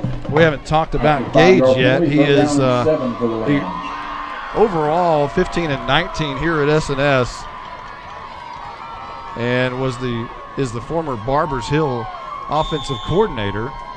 Before that, he was the head coach at Austin College from 2006 to 9, where he went 17 and 22. He's the son of Ronnie Gage, who won 2 state titles at Louisville. And that's the end of the first quarter. The S&S Rams were not able to get the snap off in time. And when we come back, they'll have a 3rd and 7 situation. A great first quarter for Howe, 20-0. And we'll be right back right after this. To compete at the highest level, you need reliable teammates to share the load, strong leadership, and unquestionable character. It's true in athletics, and it's true with financial services. At Independent Bank, we understand success on the field is a result of unseen hours of hard work and preparation long before the first whistle. Visit any of our branches, and you'll find local bankers invested in the community, committed to building strong business partnerships and helping families reach their financial goals. Independent Bank is proud to be a part of Howe Student Athletics. Member FDIC, Equal Housing Lender. You're invited to the one and only Buck Snort Barbecue in downtown Van Alstyne, Texas. Your friends and neighbors say it's the best barbecue in North Texas. Now it's your turn to decide. Come taste the difference at Buck Snort Barbecue. For complete information, including menu, location, and hours, click on bucksnortbarbecue.com. That's bucksnortbbq.com. Buck Snort Barbecue in downtown Van Alstyne is a proud supporter of the Howe Bulldogs. Ball at the 38-yard line. We switch sides. S&S now moving right to left. Second quarter, first play, man in motion. And Sloan runs into Mullinex and then runs into a pack of Bulldogs at the 41-yard line, where he's brought down there. With the carry. Caden Harmon with the tackle, and it's going to be 4th down. Looks like I'm sorry, go ahead. Looked like Sam Akins on the tackle, perhaps, for the Howe Bulldogs. Sets up a 4th down and 4. And I saw Akins on that end there, kind of reading the quarterback, and when he saw the quarterback had it, he went and pursued and made a good tackle there. One thing we haven't mentioned so far tonight, Elijah Campbell gets to start as he moved up to a starter. You might have heard that in the senior spotlight. This is Sloan, and he's going to hand off up the middle. Not a first down, and the turnover, and there is Air Sigleski for the first time tonight, as Howe forces a turnover on downs on the S&S side of the field. You talk about rolling the dice. Again, S&S went for it on 4th down. They cost themselves from going for it earlier in the first quarter, but went for it there and came up snake eyes, and Howe takes over at the 43-yard line in S&S territory. I guess down 20-0, you need to get some kind of a shot in the arm for the Rams. Unfortunately for them, they were unsuccessful. Now the Bulldogs have ball in Ram territory have been able to score on their first 3 possessions and been able to run the ball at will. And so a chance for the Bulldogs to increase their advantage. Starting at the 43-yard line of S&S. Elvington goes under center, and he is going to hand off first man through. And not much of a gain there, maybe 1, maybe 2, and that is Cameron Blesseye on the carry. Again, give him a yard. We see Blesseye make the carry, and then we see him and Louder and Riggs go to the sidelines, and then 4 more running backs come in, or skill position players. It's 2nd and 8 on the scoreboard. It's actually 2nd down and 9. As Elvington comes under center, and this is Lee in the backfield. They're going to hand off to Akins running from right to left, and he had nowhere to go as the Rams were right there to sniff that one out. They were running the trap again from right to left, and S&S says they have the football. No indication from any official. It just looks like a loss, and a pretty significant loss there. But they will give him forward progress, apparently, up to about the line of scrimmage. Maybe a yard loss to the 43-yard line. A good spot there now. So a 3rd and long situation here. Bulldogs have not had any problems converting these tonight. Haven't really had to throw the ball much for it. Been able to get big runs by Blesseye and Lee, even on 3rd downs. Joseph Brennan into the game at the tailback position. This is going to be Elvington wanting to throw the football down the field. Pressure comes, and it's going to be incomplete. Trying to hit the big tight end, Devin Porter, looking for a flag, but it's incomplete, and Howe apparently is going to have to punt for the first time tonight, facing a 4th and 10 situation from the S&S 43-yard line. Elvington dropped back to pass. He had Devin Jackson barreling down on him, had to hurry up and get rid of that. Almost got rid of it as he was going down to the ground, and luckily for the Bulldogs that was not intercepted because it was heading right for a Ram defender. So the punt team comes on, and Jalen Thornton will do the punting chores for the Bulldogs. He stands at his own 45-yard line. S&S rotates defenders, and he'll punt this one away. A high kick and a wobbly kick. It's going to bounce and may have hit a Ram at about the 5-yard line. They say it did not. It was one of the defenders. As a matter of fact, it's the young man who plays defensive tackle. That is Ace Mabry was back to return that thing, and it almost hit him, which would have been disaster for the Rams once again. But it bounces into the end zone for a touchback, and Howe will let the Rams have it at their own 20-yard line. That was very close. Yeah, I thought Mabry may have got a finger on that as he kind of tried to field it haphazardly, and luckily for the Rams, he didn't touch it. It goes into the end zone, and Bulldogs will start on their own 20, moving right to left. Deep in their own territory, S&S. Shotgun formation is Sloan, man in motion, and there was some movement up front. And this one is another penalty. It was the right tackle, I believe, who's bending over, not happy with himself, as I believe that might be. Well, there's a timeout on the field. S&S has taken one. We'll take one, too. We'll be right back right after this.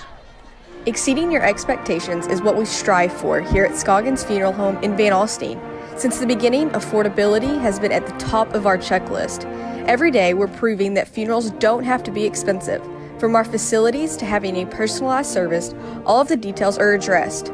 Nothing can cause you more disappointment than poor quality. Make it special. Make it Scoggins Funeral Home. We put our name on it. Tommy and Bobby K. Scoggins are here with you in your time of need. Visit scogginsfuneralhome.com. If you're looking for a welding company that will always meet your expectations, we are just the team you need. Robertson Welding Service can do industrial, commercial, or domestic. Robertson Welding Service guarantees the quality and satisfaction of your project at a fair price. We provide precision, custom, and repair service in all steels. We even weld aluminum and stainless. You can be comfortable that Robertson Welding Service is the right company for your project. Apparently we're not going to get full 60s tonight during timeouts. Here's Sloan brings it down on a high snap, and the quarterback, third-string quarterback, will gain forward to over left guard for about a yard perhaps. And they'll spot it at somewhere. It's hard to see way down in the corner. We're on the very other side of the field.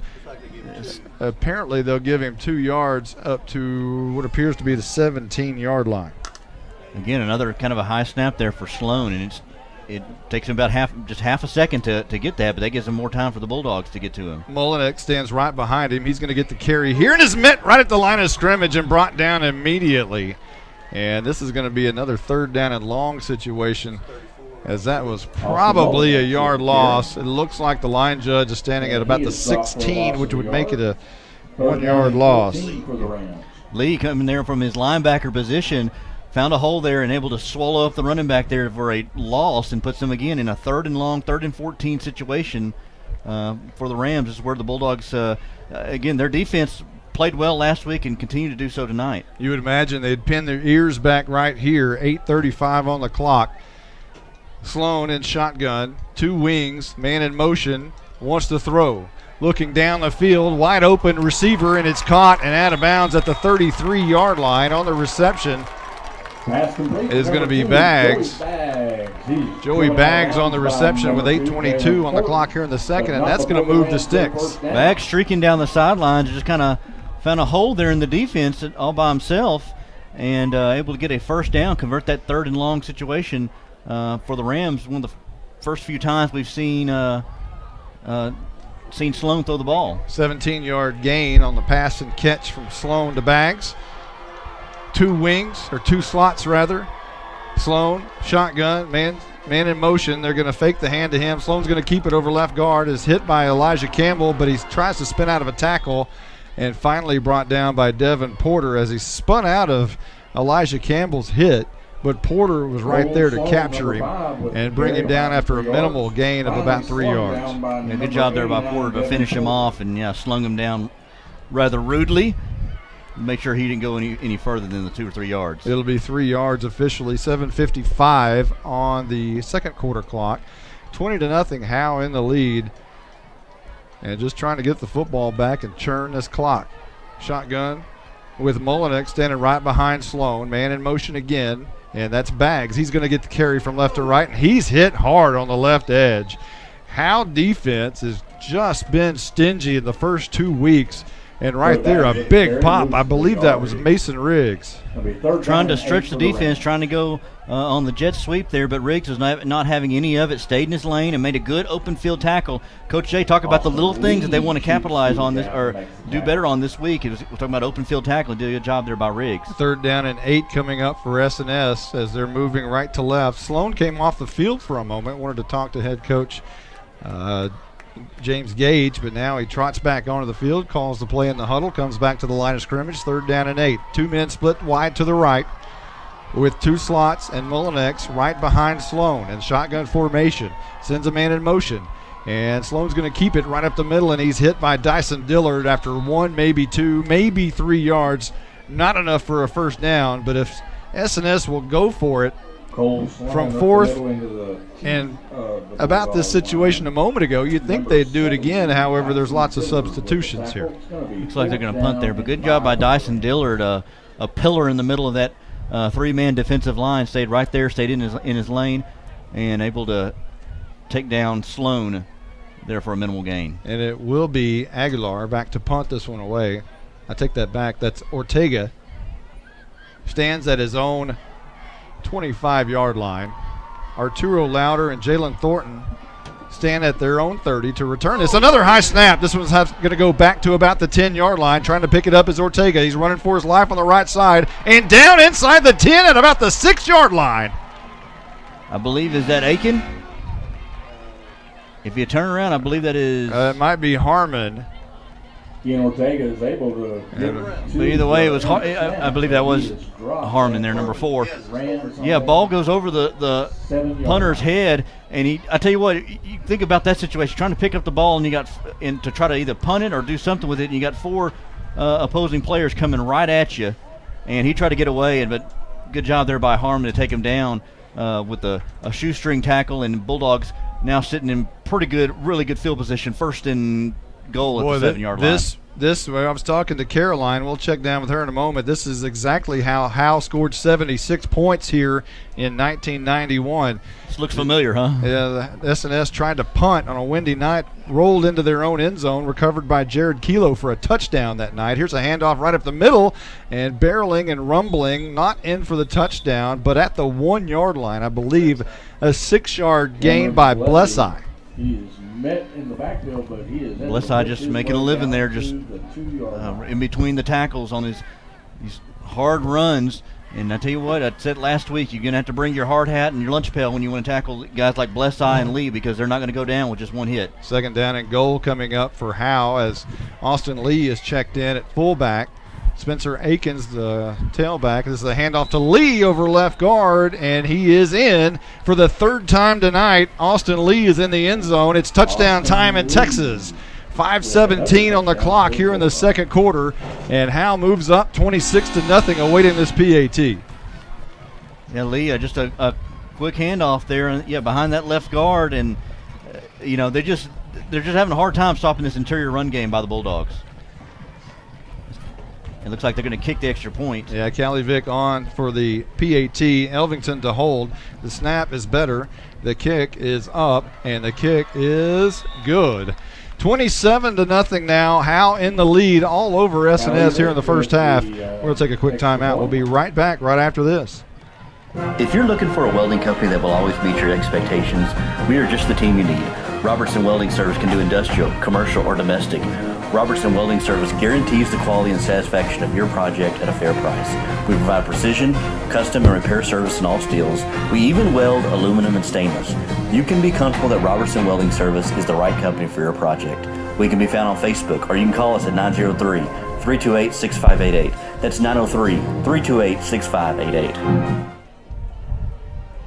Monty, that was Damius Karowski on the tackle. Hey, this is Michael Mosier. I may not be up in that luxury outdoor suite on top of the press box, but hey, I'm still supporting the Bulldogs. I'm proud to be a part of the Howe Athletic Booster Club, where it's only $25 to become a member. I may have retired from pronouncing those difficult names on Friday nights, but I can say go Dogs without batting an eye. Become a black and white, towel-waving Bulldog fan by signing up at each home game, behind the home bleachers, and remember, Aljundo Dakenstater on the stop.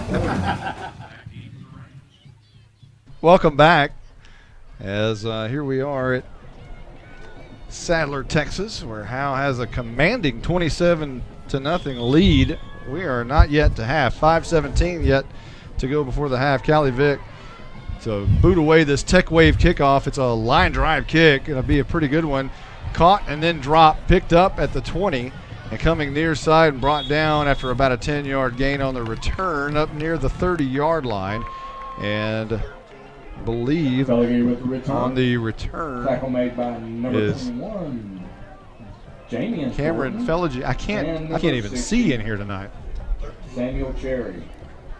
So we will start at their own 30-yard line with S&S and 5:10 on the clock. Let's recap the Exalt Realty scoring drive recap. 2 plays, 7 yards, and it didn't take any time off the clock at all. Maybe about 30 seconds is all. 1st and 10, S&S drop back, wants to throw the home run ball deep down the field in coverage, but right there is Brett Smith. His right foot was out of bounds, but they didn't see it, and he breaks away and goes down to about the 25-yard line. The official was right there as Smith's foot hit the right line at the 43-yard line. His right foot was on the line, but they did not see it, even though the official was right there. I saw that too. As soon as he caught that ball, he had 1 foot right on the out-of-bounds line. I thought, I didn't hear a whistle, I don't hear nothing. I thought, man, they're not going to call that. He looked right at it, too. A break for the Rams. So a 46-yard gain, pass and catch there to the wide receiver, Blake Smith. And sets up a 1st and 10 for S&S on the Howe side. This is Sloan wanting to run the ball over left side. He gives Devin Porter a ride of about 4 or 5 yards, and Porter finally brings him down, but Sloan wasn't given away that easily. He drags him down to the 18-yard line, and that's a gain of about 6 yards. Sloan 5'10", 175. Porter, I don't know how big Porter is, but he's bigger than 5'10", 175, and I tell you what, Sloan showed a little bit of power there and did carried Porter there for 2 or 3 yards. A 46-yard pass and catch set up this 2nd and 4 situation in the Howe sideline now. And here is Sloan, man in motion, and he wants to pitch it out to Baggs. He's got a lot of room on their right side. He's got the 10. He's fast to the 5. He's in. S&S is on the board for the first time tonight as they punch it in with 3:54 left to go in there in the second quarter. Down 27-6 now, awaiting this PAT. Baggs gets that ball into open field there on that little pitch out, And, when you get an open field like that and trying to catch him, that's on his strength right there, is to get there and use that speed and shiftiness that we talked about and able to go in for an 18-yard touchdown run. So now we'll see if they elect to go for two, and it appears they will. There's a flag laying down on the ground, I believe, or is that just a towel? I think that's a towel, a white towel at the 19. So S&S going for a two-point conversion, down 27-6. Sloan, man in motion, wants to throw near side across the middle. It's going to be incomplete. Trying to hit Smith. Arturo Louder was in coverage. It's incomplete. And Howe holds on to a 27-6 lead with 3:54 left to go before the half. We'll be right back right after this timeout. I'm attorney Micah Belden, an old-school black and white Howe Bulldog. In criminal defense, you need someone who fights like a bulldog. Call me now if you've been investigated, arrested, or charged with a crime in North Texas. My number is 903-744-4252. We'll set up a free consultation. You will find out that I'm rough, tough, and I can't get enough. I'm board certified in criminal law by the Texas Board of Legal Specialization, Principal Office, Sherman, Texas. Visit my website at shermancriminallawyer.com. The First Baptist Church here in Howe, Texas would like to invite you and your family to a celebration of our Lord and Savior Jesus Christ. Each Sunday morning at 10:30, we meet for worship at 100 East Davis Street in Howe. Prior to that, we have relevant Bible fellowships for all ages beginning at 9:15. Join us each week to declare the hope that is found only in Christ. Be ready to experience the life-changing power of the gospel. There is only one message for every generation, and that message is Jesus. We're just about ready for the Tech Wave kickoff, but the Exalt Realty scoring drive recap was 3 plays, 70 yards for S&S. 46-yard pass and catch was the big one, and the kick is going to sail out of bounds, and we'll see what Howe elects to do as there's a flag. Goes out of bounds. But the big play was the pass and catch from Sloan to Baggs, I believe. Smith, rather. Yeah, Smith caught the 46-yarder with his foot on the line, turned around and ran for more yards. In front of the official. That's okay. That's all right. I mean, you're not going to complain 27-6, right? 3:54 left to go before the half.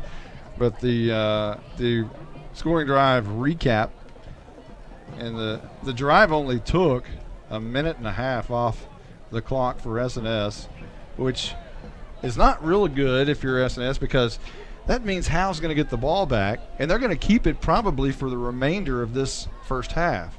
If Howe does what they normally do, they'll keep it for this 3:54 and go to half. And if Howe's lucky, they'll go to the half with another touchdown and the entire clock. So like the Bulldogs are going to take the ball. Bulldogs are going to accept the penalty. So they'll take it at the 37, at their own 37-yard line. You know, I was going to say, Monty, on that last drive, defensively and now offensively, when you get big up in games like this, you start to get kind of lackadaisical and complacent. That's what you don't want to do, is give them confidence. And they showed that on the last drive offensively to march down the field. We had the questionable call down the pass, but stuff like that happens. Offensively, you want to get back in your groove, run the ball. 1st and 10, left to right. Here's Austin. That's Cameron Blesseye, rather, trying to find the left edge. Lowers his shoulder and gets out to the 44-yard line, 43-yard line perhaps, gain of about 6. We'll check down with Caroline Slauson, our Night Furniture sideline reporters. Caroline, how's the atmosphere down there on the sidelines?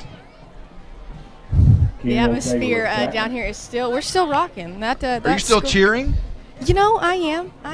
But I'm telling you, who has the best seat in this house? That's Coach Dickey and Mr. Thornhill. They're sitting in their car in the AC just right out here by this, besides this white gate. So if that's where anyone wants to be, that's where you want to be. That's how you do it. Here is Austin Lee fighting forward for a first down. It looked like for a moment he was going to have a yard, perhaps, maybe 2.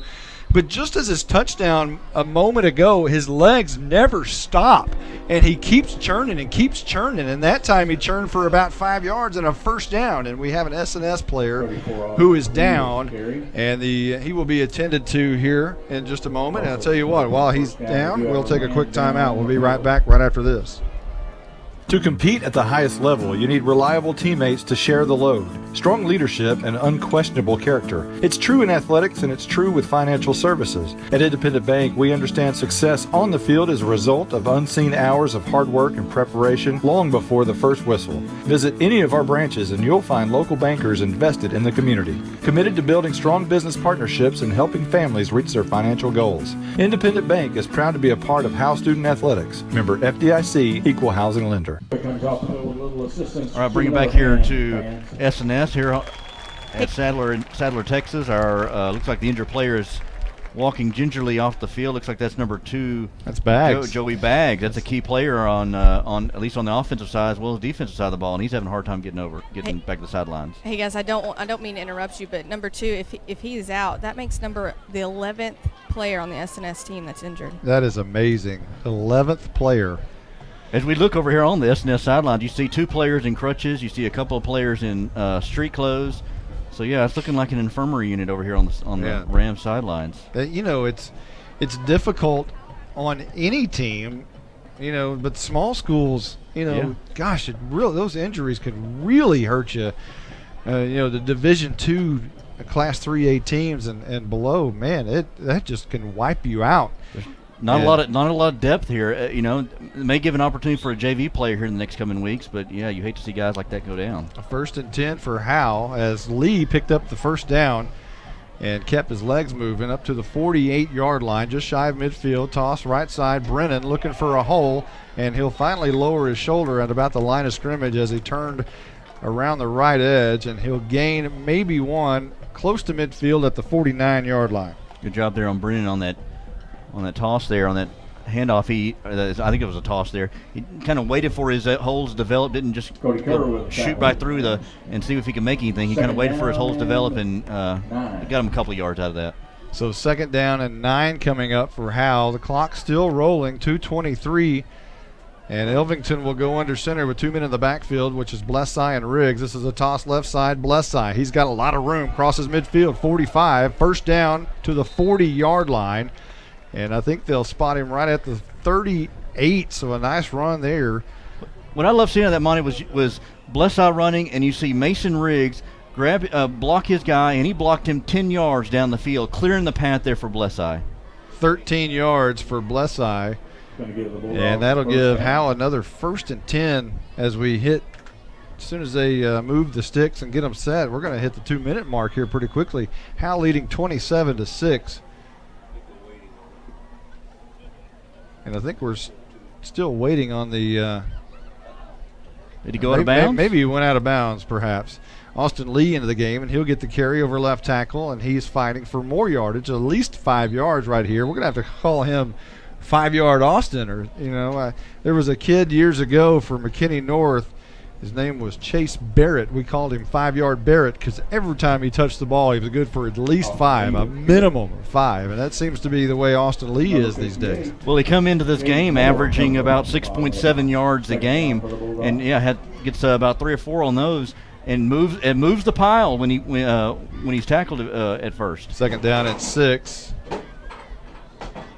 A lot of movement by Howe. Elvington goes under center, handoff right side, met right at the line of scrimmage is Blessai, trying to strip it as he turned around, but a flag down from the back judge, and a minimal gain, if any, but we'll have to check the flag. And Blessai's coming out. Blessai looked like he got about got his head ripped off on a face mask.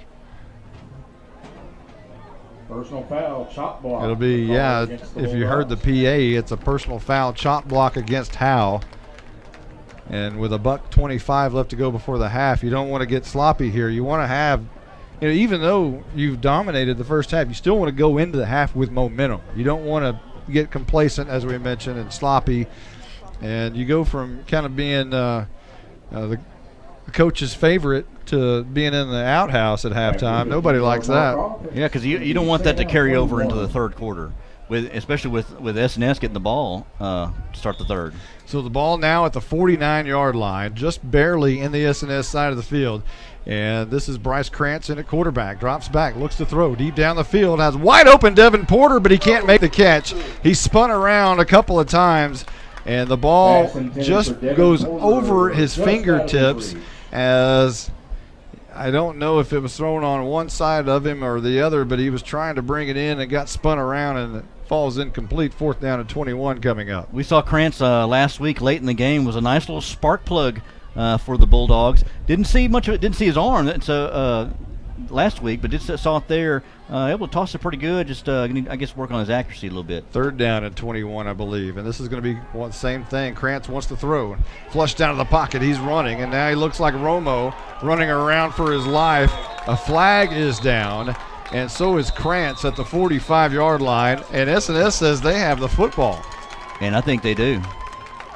I haven't seen indication, but we'll have to check the flag and see what that is, and if it's against Howe, it'll be declined, and apparently S&S will have the ball. It's a holding call against Howe, and S&S has recovered a fumble.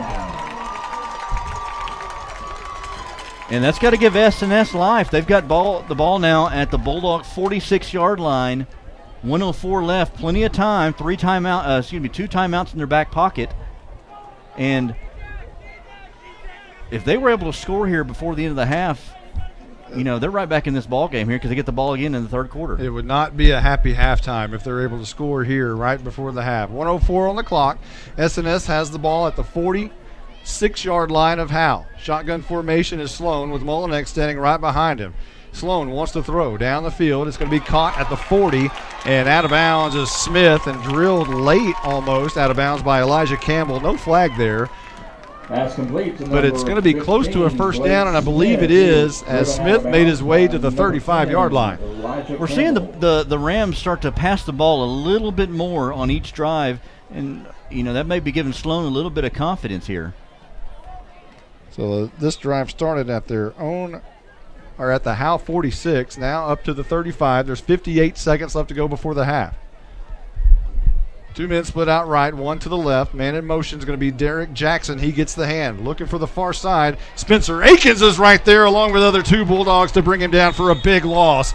And the clock is rolling inside 50 and now stopped at 47.8 seconds. Jackson trying to get around that right side there and try to stiff arm Aiken. Aiken was having none of it and held on and brought him down for a loss.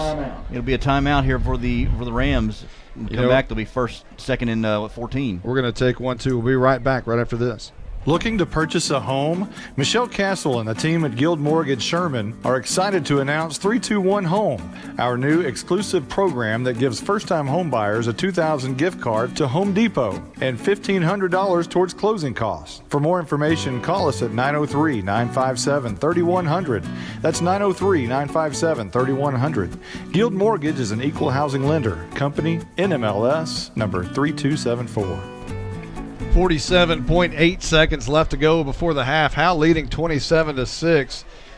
Just got a big play right there by Spencer Akins around that right edge that Devin Jackson was trying to hit.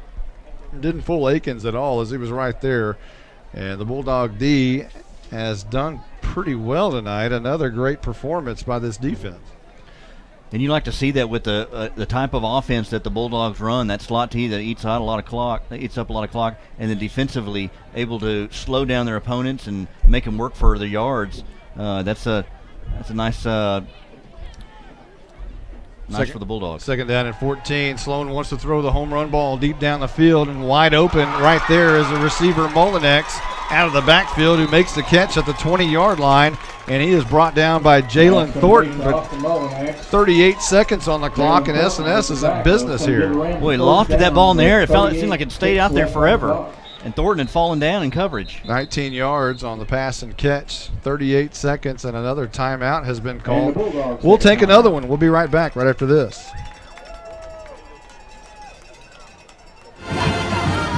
Calling all Bulldog fans to come down to the Sonic in Howe for half-price shakes after 8. Sonic of Howe is where you get great food and big smiles and a little message for our Howe Bulldog football players. Go Bulldogs, fight Bulldogs, win, win, win. It's not just good, it's Sonic good.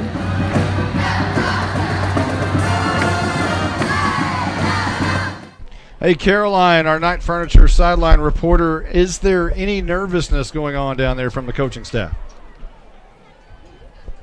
We got her on. Yeah, I believe so. She's cheering down there. She can't hear me. She's doing cheers. I'm trying to see if I see her. Oh, I see her. 38.2 seconds on the clock as S&S 1st and 10 at the Howe 20-yard line. Shotgun for Sloan. You bet he's throwing. Drops back 2 steps, looks near side pressure, but he gets it away, and it's going to be intercepted by Jalen Thornton at the 7-yard line. Guys, I didn't even have my earpiece in. All I heard was she's doing cheers. But I did see that interception, though. Yeah, that was a nice one, and I thought for a moment it was going to fall incomplete as 2 defenders banged into each other again trying to go for the interception. But Thornton this time comes down with it. And Austin Lee was barreling down on Sloan. Sloan had to kind of throw that up, and good job there by Thornton. He just kind of played center field back there and just kind of waited for it to come down. It was thrown way up there in the air, and Bulldogs able to dodge one here late in the first half, and I would think at this point they'll take a knee. Either knee or just a knee here. He can go in the locker room with this lead they got. I think they'll be content with a 27-6 lead and just take a knee right here. I don't see why there's any need for anything else, and that's what Elvington and company will do. They'll take a knee, and that'll be the end of the first half, as long as nobody calls a timeout here, and I don't think anybody will. That is the end of the first half, and it's been a pretty good one for Howe, especially on the scoreboard, 27-6. There's been some penalties, and there's been some frustrating times at times during this first half, but overall, I think the coaching staff's got to be pretty happy with a 27-6 lead. Yeah, I think they like it. I think the end of the first half there looked like the Rams were starting to get kind of some momentum, get some life. But the Bulldogs stay true, especially on defensive side of the ball, and able to stop them when they needed to. And they got some things they'll need to work on during halftime, but I'm sure Coach Jay's on top of that, and look forward to a good second half. We're going to take a quick time out, and when we come back, it'll be the halftime show, which is your friends Caroline and Justin White. We'll be back right after this. Exceeding your expectations is what we strive for here at Scoggins Funeral Home in Van Alstyne. Since the beginning, affordability has been at the top of our checklist. Every day, we're proving that funerals don't have to be expensive. From our facilities to having a personalized service, all of the details are addressed. Nothing can cause you more disappointment than poor quality. Make it special. Make it Scoggins Funeral Home. We put our name on it. Tommy and Bobby K. Scoggins are here with you in your time of need.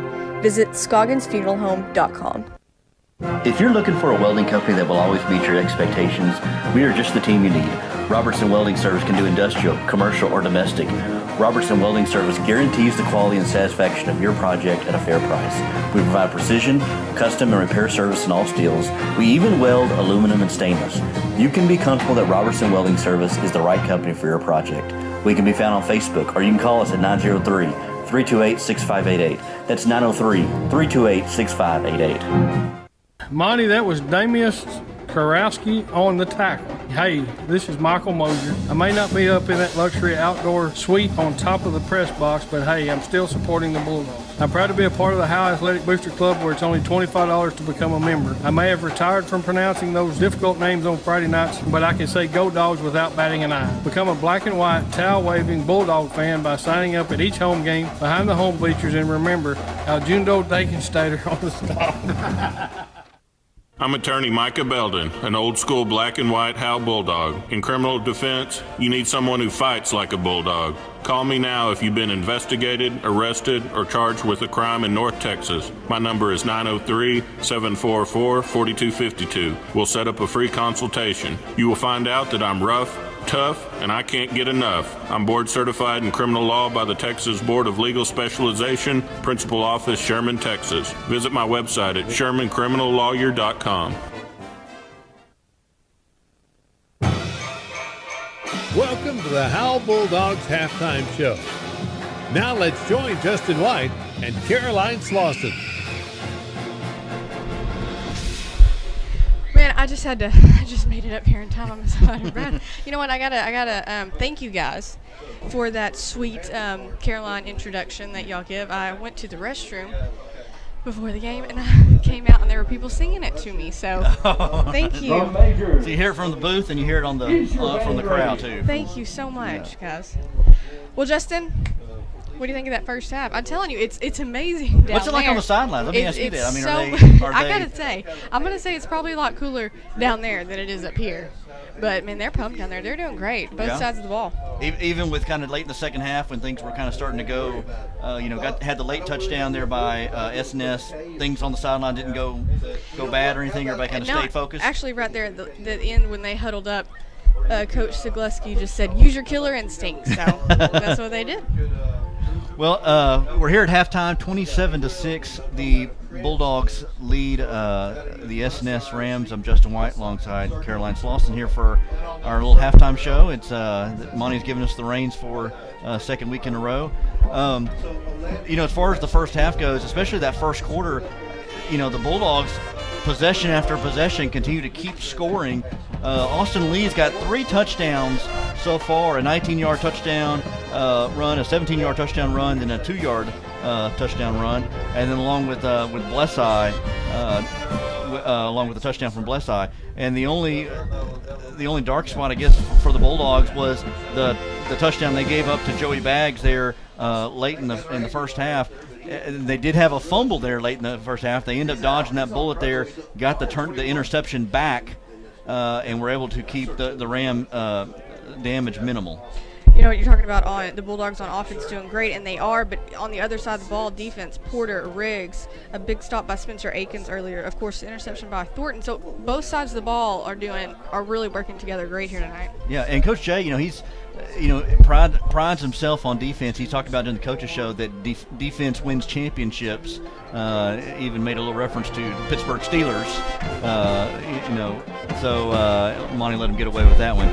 But yeah, he prides himself on that defense, and that defense has done a pretty good job here these first 2 weeks. One thing I was telling Monty earlier was that not to get complacent here in the second half, that you get big leads like that and start to get lackadaisical and give life to SNS and make this into a ball game when it really doesn't need to be.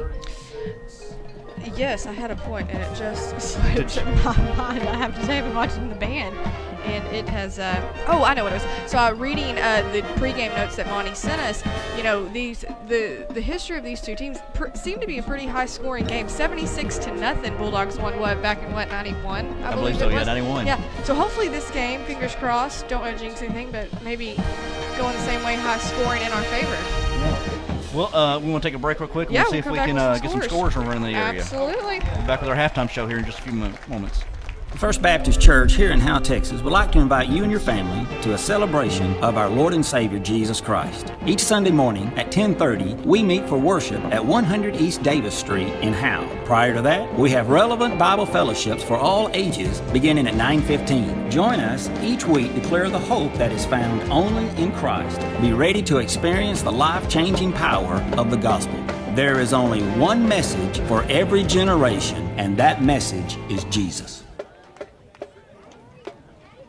Looking to purchase a home? Michelle Castle and the team at Guild Mortgage Sherman are excited to announce 321 Home, our new exclusive program that gives first-time homebuyers a $2,000 gift card to Home Depot and $1,500 towards closing costs. For more information, call us at 903-957-3100. That's 903-957-3100. Guild Mortgage is an equal housing lender. Company NMLS number 3274.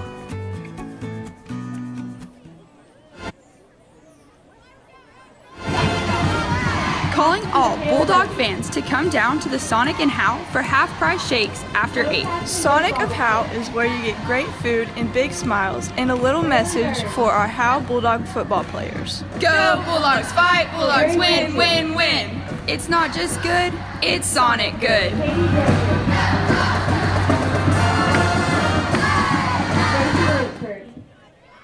This is more than a bundle. This is way more than a combo deal. It's your sanctuary, your home field. It's where everything happens. This is your home, your car, your memories. And you want to be sure they're protected with home and auto insurance. As your State Farm agent, I get it. That's why I'm here to help life go right. My name is Ed Meacham, and I'm your Howe State Farm agent. Give me a call at 903-892-3923 or on the web at MrRedInsurance.com.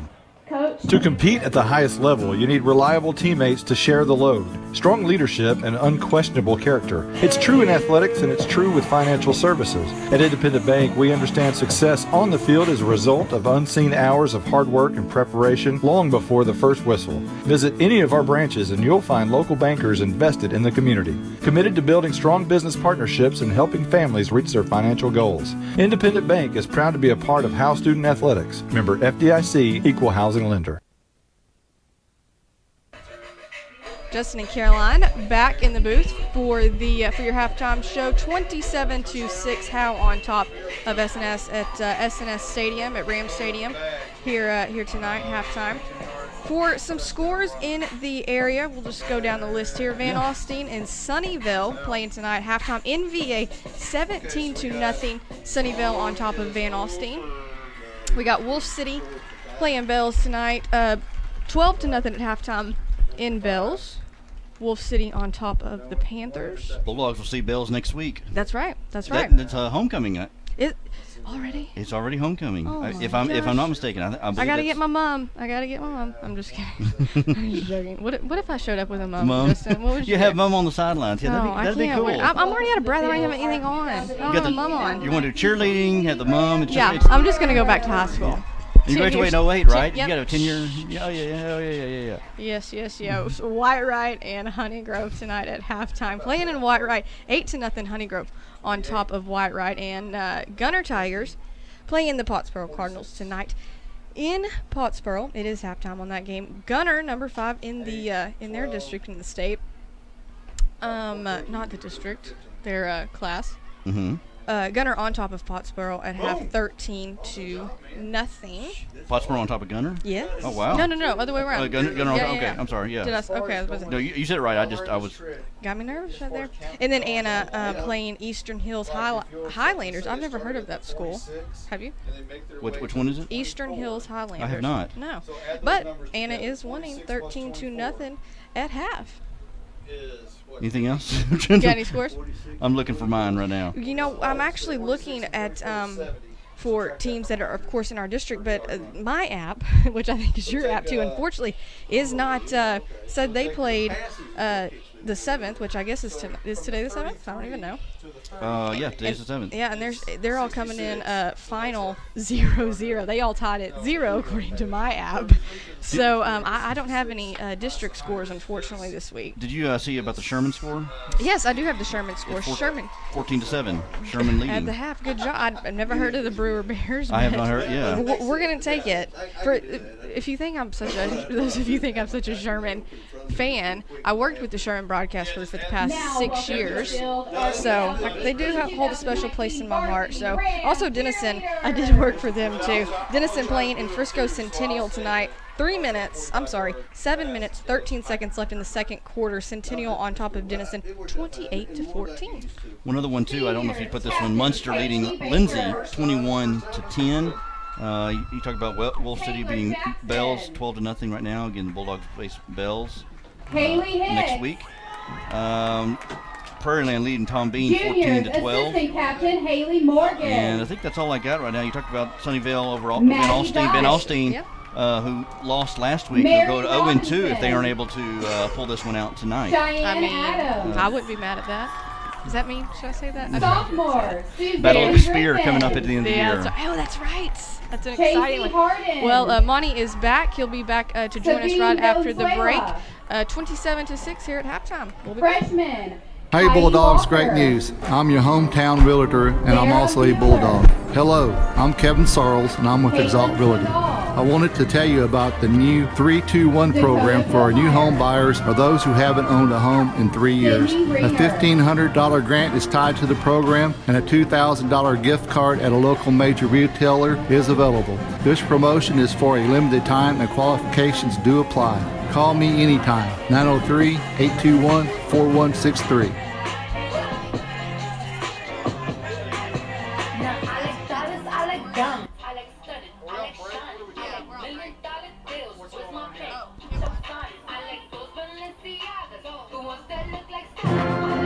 You're invited to the one and only Buck Snort Barbecue in downtown Van Alstyne, Texas.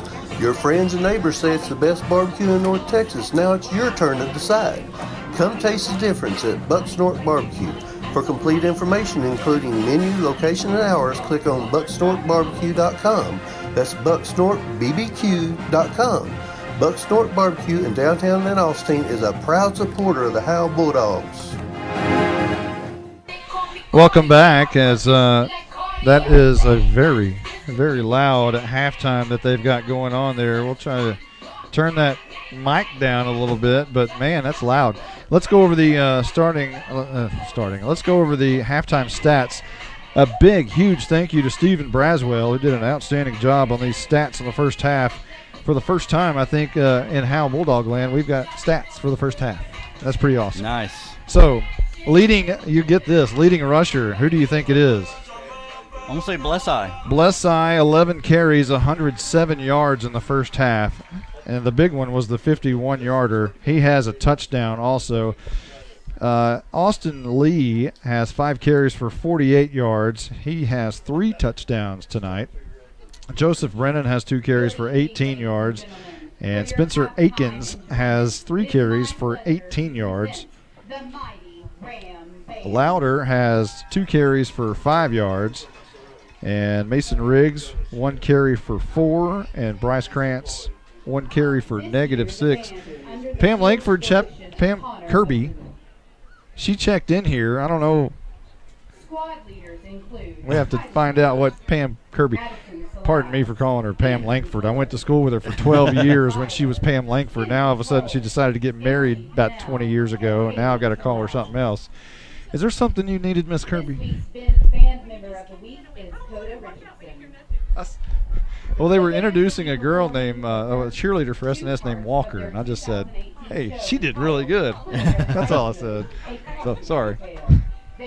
That was Howe's cheerleading coach, Pam Kirby, Langford Kirby. And so we gave you the halftime stats rushing for Howe. 25 carries, 176 yards at the half for Howe, and that's pretty impressive. The passing stats for Howe, Elvington was 1 out of 2, no interceptions, and 12 yards passing. Bryce Krantz completed 1 pass, his only attempt. And receiving, Blesseye caught the only pass from Elvington that was completed, and that was for 12 yards. Checking over with the SNS Rams. They are led on the ground by Joey Baggs, but he's out of the game. 4 carries for 23 yards for Baggs. He scored the touchdown for SNS, but he was carried off at the half. Don't think he's coming back. Next up is the quarterback, Sloan, 6 carries for 22 yards for the quarterback. And also Mullinex, 4 carries for 5 yards. And Jackson had 1 carry. Devin Jackson on that jet sweep to the right. It was a 1 carry for a -4. He was met in the mouth by Spencer Akins for a big 4-yard loss. So SNS has 15 carries for 46 yards and 1 touchdown at the half. Passing, Sloan is 4 out of 5. That's where they've done some damage. He has thrown 1 interception, however, and that's to Jalen Thornton here just before the half. And receiving-wise, it is Smith. Blake Smith, 2 catches for 57 yards. Joey Baggs, 1 for 17. And Mullinex caught 1 for 19. So 4 catches, 93 yards receiving for the Rams. Of course, 4 out of 5. 1 interception, 93 yards for Sloan, the quarterback. We're going to take a quick timeout. That is your halftime stats. We'll take a timeout. We'll be back right after this. Monty, that was Damius Karowski on the tackle. Hey, this is Michael Mosier. I may not be up in that luxury outdoor suite on top of the press box, but hey, I'm still supporting the Bulldogs. I'm proud to be a part of the Howe Athletic Booster Club, where it's only $25 to become a member. I may have retired from pronouncing those difficult names on Friday nights, but I can say go Dogs without batting an eye. Become a black and white, towel-waving Bulldog fan by signing up at each home game behind the home bleachers, and remember, Aljundo Dakenstater on the stop.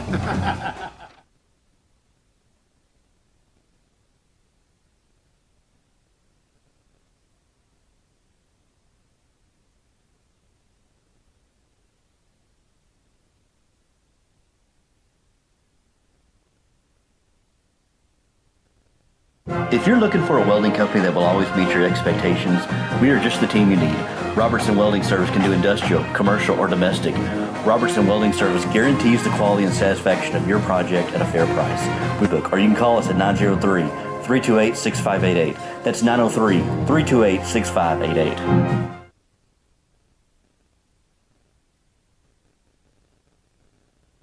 I'm attorney Micah Belden, an old-school black and white Howe Bulldog. In criminal defense, you need someone who fights like a bulldog. Call me now if you've been investigated, arrested, or charged with a crime in North Texas. My number is 903-744-4252. We'll set up a free consultation. You will find out that I'm rough, tough, and I can't get enough. I'm board certified in criminal law by the Texas Board of Legal Specialization, Principal Office, Sherman, Texas. Visit my website at shermancriminallawyer.com. The First Baptist Church here in Howe, Texas would like to invite you and your family to a celebration of our Lord and Savior Jesus Christ. Each Sunday morning at 10:30, we meet for worship at 100 East Davis Street in Howe. Prior to that, we have relevant Bible fellowships for all ages beginning at 9:15. Join us each week to declare the hope that is found only in Christ. Be ready to experience the life-changing power of the gospel. There is only one message for every generation, and that message is Jesus. Looking to purchase a home? Michelle Castle and the team at Guild Mortgage Sherman are excited to announce 321 Home, our new exclusive program that gives first-time homebuyers a $2,000 gift card to Home Depot and $1,500 towards closing costs. For more information, call us at 903-957-3100. That's 903-957-3100. Guild Mortgage is an equal housing lender. Company NMLS number 3274. Calling all Bulldog fans to come down to the Sonic in Howe for half-price shakes after 8. Sonic of Howe is where you get great food and big smiles and a little message for our Howe Bulldog football players. Go Bulldogs, fight Bulldogs, win, win, win. It's not just good, it's Sonic good.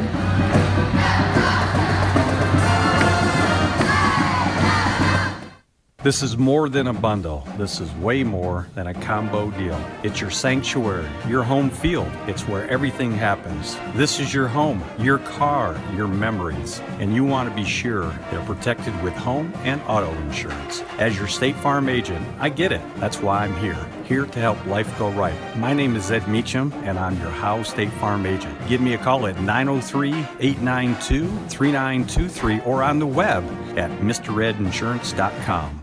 To compete at the highest level, you need reliable teammates to share the load, strong leadership, and unquestionable character. It's true in athletics, and it's true with financial services. At Independent Bank, we understand success on the field is a result of unseen hours of hard work and preparation long before the first whistle. Visit any of our branches, and you'll find local bankers invested in the community, committed to building strong business partnerships and helping families reach their financial goals. Independent Bank is proud to be a part of Howe Student Athletics. Member FDIC, Equal Housing Lender. You're invited to the one and only Buck Snort Barbecue in downtown Van Alstyne, Texas. Your friends and neighbors say it's the best barbecue in North Texas. Now it's your turn to decide.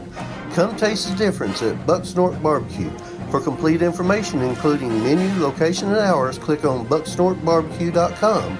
That's bucksnortbbq.com. Buck Snort Barbecue in downtown Van Alstyne is a proud supporter of the Howe Bulldogs.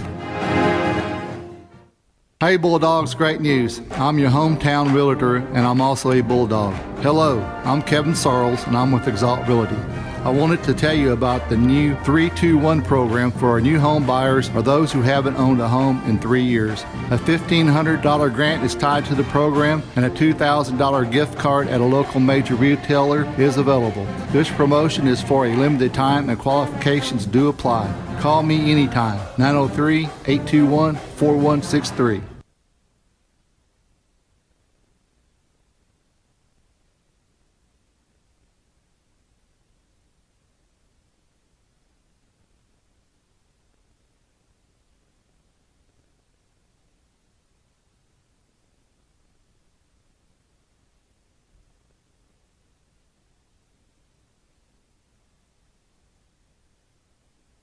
Exceeding your expectations is what we strive for here at Scoggins Funeral Home in Van Alstyne. Since the beginning, affordability has been at the top of our checklist. Every day, we're proving that funerals don't have to be expensive. From our facilities to having a personalized service, all of the details are addressed. Nothing can cause you more disappointment than poor quality. Make it special. Make it Scoggins Funeral Home. We put our name on it. Tommy and Bobby K. Scoggins are here with you in your time of need. Visit ScogginsFuneralHome.com. If you're looking for a welding company that will always meet your expectations, we are just the team you need. Robertson Welding Service can do industrial, commercial, or domestic. Robertson Welding Service guarantees the quality and satisfaction of your project at a fair price. We provide precision, custom, and repair service in all steels. We even weld aluminum and stainless. You can be comfortable that Robertson Welding Service is the right company for your project. We can be found on Facebook, or you can call us at 903-328-6588. That's 903-328-6588. Welcome back. Here we are at the half. It's very quiet out there. Our crowd mic is pointed toward the SNS. Well, it's actually pointed at the field, but we're on the SNS side, and it's just kind of quiet over here tonight. And I guess that's what happens when you're down 27-6 at the half. So let's recap. I'll give this back to you, Mr. Braswell. We'll recap the first half for you as Howe won the toss. Mason Riggs called tails and worked out pretty good for Mr. Riggs as Howe took the ball at their own 31-yard line to start the first half.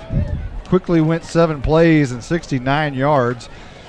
Much of it was eaten up by a 51-yard run by Cameron Blesseye, and it was capped off with a 19-yard run by his fullback counterpart, Austin Lee. It was a bad snap and hold on the PAT, and Howe led 6-0 with 8:16 left to go in the first. SNS took the ball for the first time and ran one play, only because they snapped it right over the head of the quarterback, in which Arturo Louder recovered it, and that gave Howe the ball at the SNS 9-yard line. 3 plays later, it was a touchdown by Blesseye of 2 yards, and Howe went for 2, came up unsuccessful, and had a 12-0 lead with 6:58 left to go in the first quarter. SNS' first successful drive, other than the one play, was a 3-play drive and ended in a punt, and they gave it right back to Howe at their own 37-yard line. And Howe drove 6 plays, 63 yards, and punched it in with a 17-yard run by Austin Lee. Finally, the Bulldogs were able to punch in a 2-point conversion, and Cameron Blesseye did that, and Howe led 20-0 with $1:30 left to go in the first quarter. It was a big lead early for Howe. SNS's next possession started at their own 35-yard line, drove past the 38, went into the second quarter before they turned it over on downs to Howe. But Howe had to punt for the first time, and they gave SNS the ball back at their own 20, and a penalty pushed them back even further to the 15-yard line. But SNS was unable to do anything with that drive, although they did run 7 plays, but a bad snap got them. And Howe took the ball at the 7-yard line after the fumble. And it was a 1-yard touchdown by Austin Lee that capped off the 2-play 7-yard drive and gave Howe the 27-0 lead with 5:17 left to go before the half. Callie Vick booted the PAT for the 27th point. SNS's next possession, finally some positive yardage, as an 18-yard touchdown pass to Joey Baggs. The 2-point conversion was no good, but SNS all of a sudden got back in the game 27-6 as they ran that 3-play 70-yard drive, mostly through the air. Howe took it back with 3:54 left to go before the half at their own 37-yard line.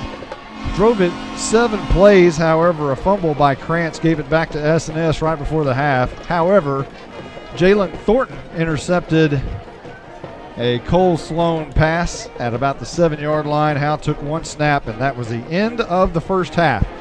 And the Bulldogs are now entering the field. As you can hear the far side, the fight song as they just ran through the tunnel. And the second half is just about to be underway, as Howe should be kicking here to start this second half. And SNS will start with the football, although SNS is almost out of players. They're running thin, especially in the skill set positions, as they've lost their starting quarterback, Jace Howard. They lost their backup quarterback last week, Jake Reynolds. So they have their wide receiver in at quarterback now. Cole Sloan played a week ago, but he's supposed to be playing wide receiver right now. The running back, Rory Aguilar, he's on crutches to start the game. And Joey Baggs, who caught the long touchdown, the sophomore, caught a long pass and scored on a long run, he was carted off right before the half. And he is not back. And you got to think about for the Bulldogs, they're playing, like I said, third-string quarterbacks here.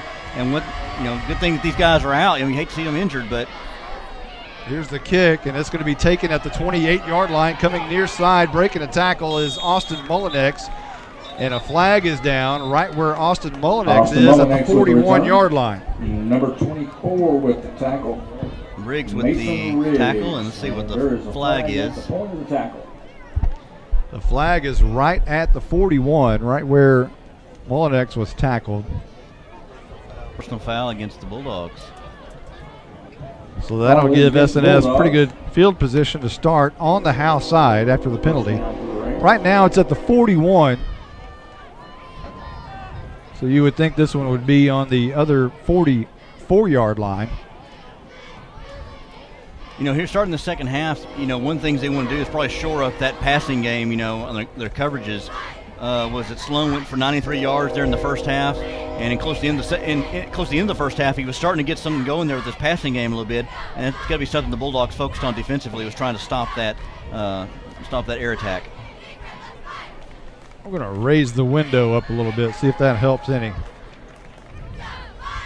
And now the officials will step this one off. Again, the officials tonight, referee Ricky McGee, the umpire Andy Dean, the head linesman Larry Conwright, the line judge Scott Slayton, and the back judge Kurt Shaughnessy. They're out of the Dallas chapter.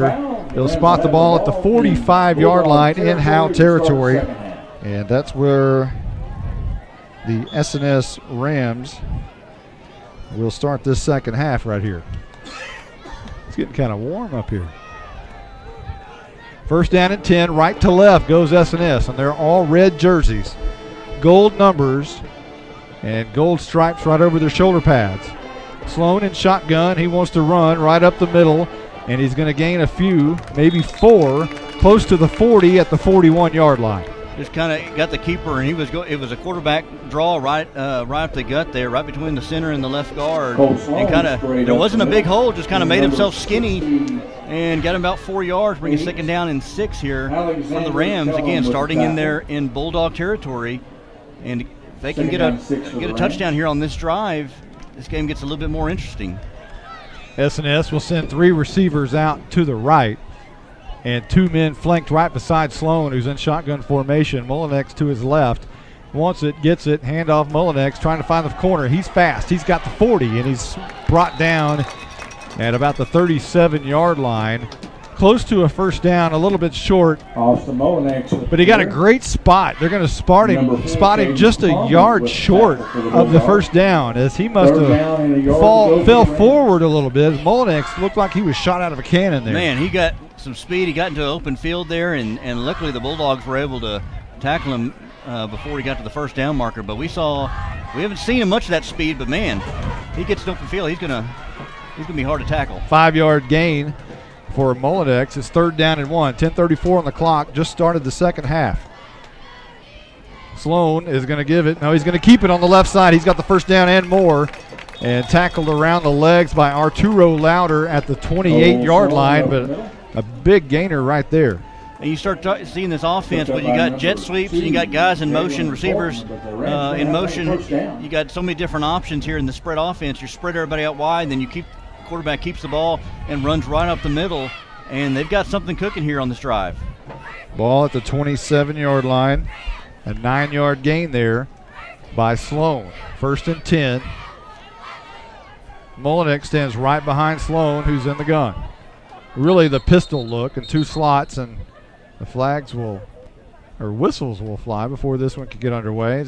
Officials are saying something to Caden Harmon on the far side. Is the cornerback on that far side has to come out. Not sure exactly what's going on. I don't either. I don't know what Harmon has to come out, and checking in is Bryce Krantz.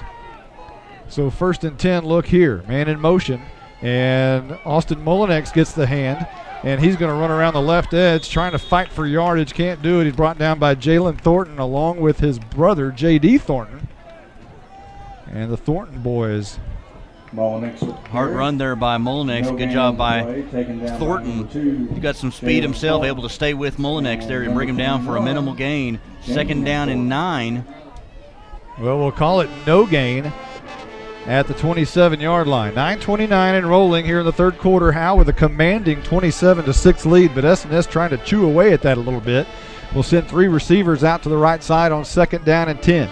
2nd down and 9, rather. And this is going to be Sloan running right over left guard. He's got a seam. Finally brought down by J.D. Thornton at the 20-yard line. A nice gain again by Sloan. And Howe looks a little bit complacent here. Yeah, we talked about that, about trying to stay focused and trying to have that.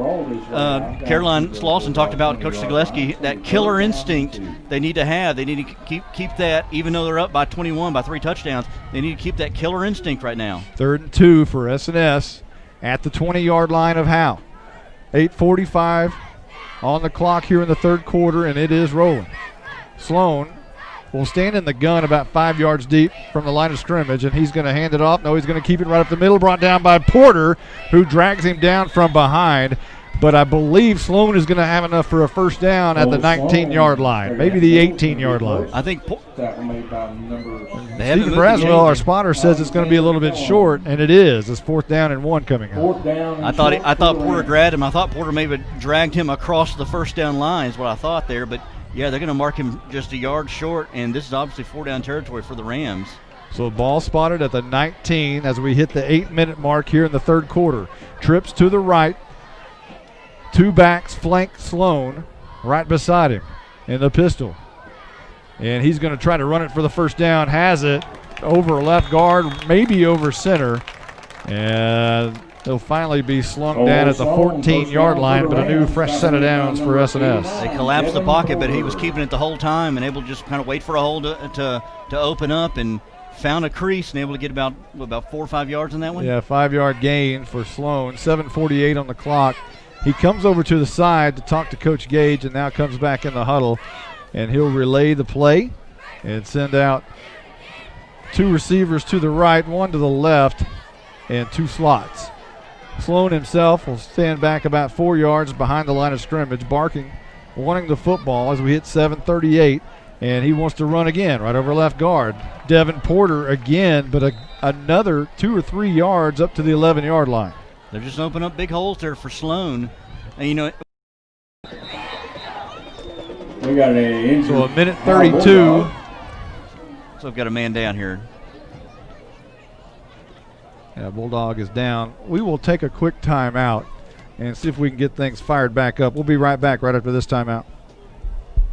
I'm attorney Micah Belden, an old-school black and white Howe Bulldog. In criminal defense, you need someone who fights like a Bulldog. Call me now if you've been investigated, arrested, or charged with a crime in North Texas. My number is 903-744-4252. We'll set up a free consultation. You will find out that I'm rough, tough, and I can't get enough. I'm board certified in criminal law by the Texas Board of Legal Specialization, Principal Office, Sherman, Texas. Visit my website at shermancriminallawyer.com.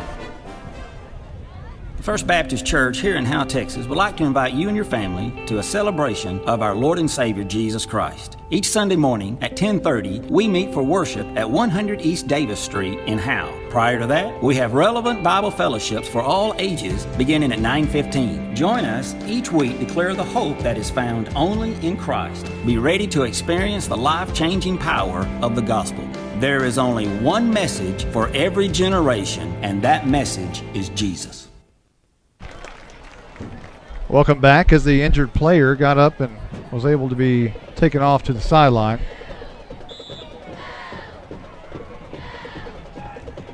So ball spotted for S&S back at the 37-yard line.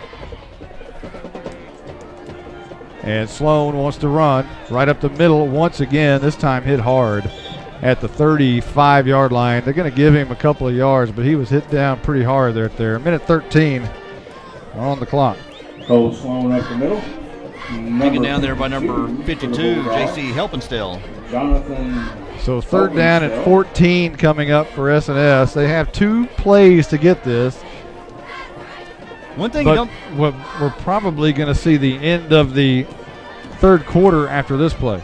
For a team that's down by 21, they don't seem to be in a big hurry. There's 44 seconds on the third quarter clock right now, down 27-6. Third down and 14 coming up for S&S. They've thrown the ball well tonight. As Sloan drops back, 3 steps, looking near side, wants to throw deep down the field. Jackson, and it's incomplete as Jalen Thornton was right there to hit Jackson immediately as the ball got there. It was a great play by Thornton. Yeah, good job there by Thornton. Kind of waited until the ball got to Jackson and just hammered him there about the 15, 17-yard line there to jar it loose. So 4th and 14 coming up for S&S. So 26 seconds to go. Yeah, the incomplete pass stops the clock. And now, this will not be the end of the third quarter. You wouldn't think. Something's going to happen here. Either a turnover on downs and Howe will run a play, or they'll convert on 4th and 14 and then they'll run another one. More than likely, we'll see.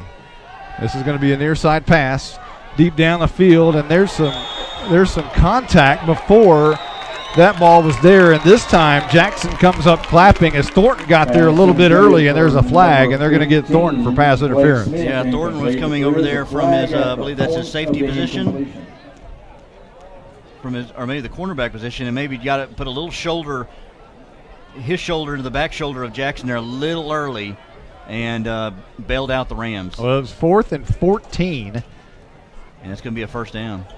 20 seconds on the clock here in the third quarter. And they caught Thornton coming up a little bit too early on that one. And when that ball got to Jackson, Thornton and Jackson had already met each other. And you're right, Justin, a first down for S&S. And we're almost in Bulldog quarter with 20 seconds left to go. But another play coming here for S&S. And that still gives the Rams life. You had them 4th down. You had them cornered 4th down, and you don't even allow. They don't even complete a pass. You get to give them up on a penalty. 8th play of the drive for S&S. Ball at the Howe 20-yard line. Sloan in the gun. 2 men right beside him. He's going to hand off to Mullinex. No, he's going to keep it right up the middle, and right there the interior defensive line for Howe. Swallow him up again, including Austin Lee. And that will be the end of the third quarter. Around these parts, they call it Bulldog quarter, and that's where we're headed. Howe with a 27-6 lead heading into that Bulldog quarter. We'll be right back right after this. Looking to purchase a home? Michelle Castle and the team at Guild Mortgage Sherman are excited to announce 321 Home, our new exclusive program that gives first-time home buyers a $2,000 gift card to Home Depot and $1,500 towards closing costs. For more information, call us at 903-957-3100. That's 903-957-3100. Guild Mortgage is an equal housing lender. Company NMLS number 3274. Calling all Bulldog fans to come down to the Sonic and Howe for half-price shakes after 8. Sonic of Howe is where you get great food and big smiles and a little message for our Howe Bulldog football players. Go Bulldogs, fight Bulldogs, win, win, win. It's not just good, it's Sonic good.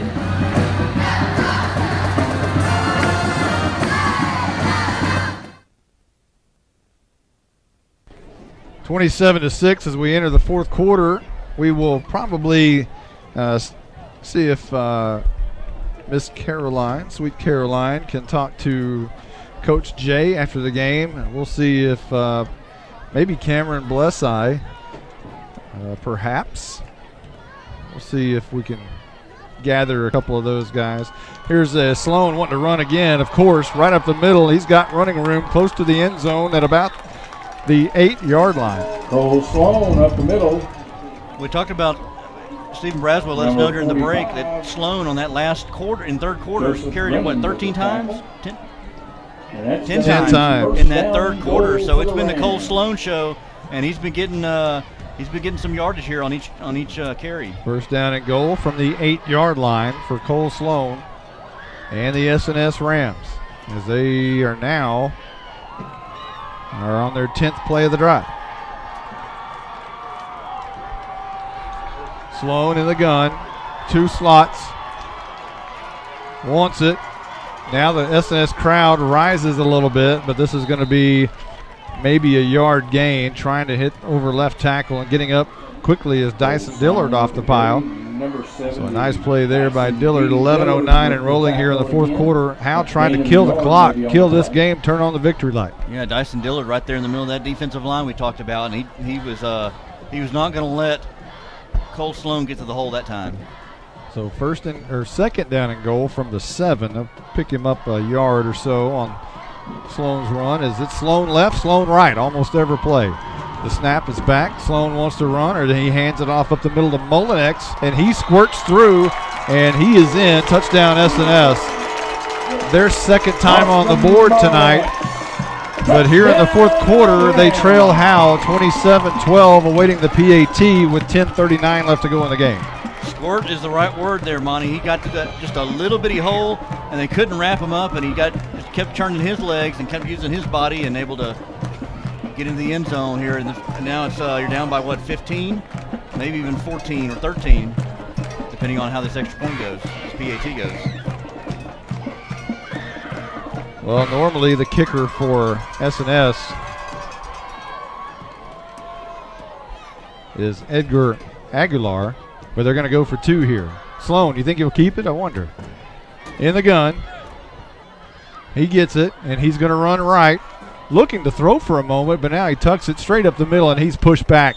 No PAT there for S&S, 27-12. Howe retains a 15-point lead with 10:39 left to go in the game, and they're going to get the football back and try to kill the clock. We'll be back right after this. This is more than a bundle. This is way more than a combo deal. It's your sanctuary, your home field. It's where everything happens. This is your home, your car, your memories. And you want to be sure they're protected with home and auto insurance. As your State Farm agent, I get it. That's why I'm here to help life go right. My name is Ed Meacham, and I'm your Howe State Farm agent. Give me a call at 903-892-3923 or on the web at mredinsurance.com. To compete at the highest level, you need reliable teammates to share the load, strong leadership, and unquestionable character. It's true in athletics, and it's true with financial services. At Independent Bank, we understand success on the field is a result of unseen hours of hard work and preparation long before the first whistle. Visit any of our branches, and you'll find local bankers invested in the community, committed to building strong business partnerships and helping families reach their financial goals. Independent Bank is proud to be a part of Howe Student Athletics. Member FDIC, Equal Housing Lender. Well, we may have had some more cramps, perhaps. It's a little humid out there. Caroline, someone's coming off the field. Don't know if it's cramps. We don't want to speculate the injury, but is it changing out there, the weather-wise? Is she cheering again? Guys, I'm sorry, what was that? Has it changed? Was that a cramp? We don't want to speculate injury, but has the weather playing a part in this? I'm going to be 100% honest with you. I really thought that was very bad. When it first happened, I did not think his leg was going the right direction. But he got up, so we're good. It's better than I thought. Well, we don't want to speculate. And the good news is he walked off, and whatever Caroline thought was wrong. She needs, well, maybe she was cheering. Not sure.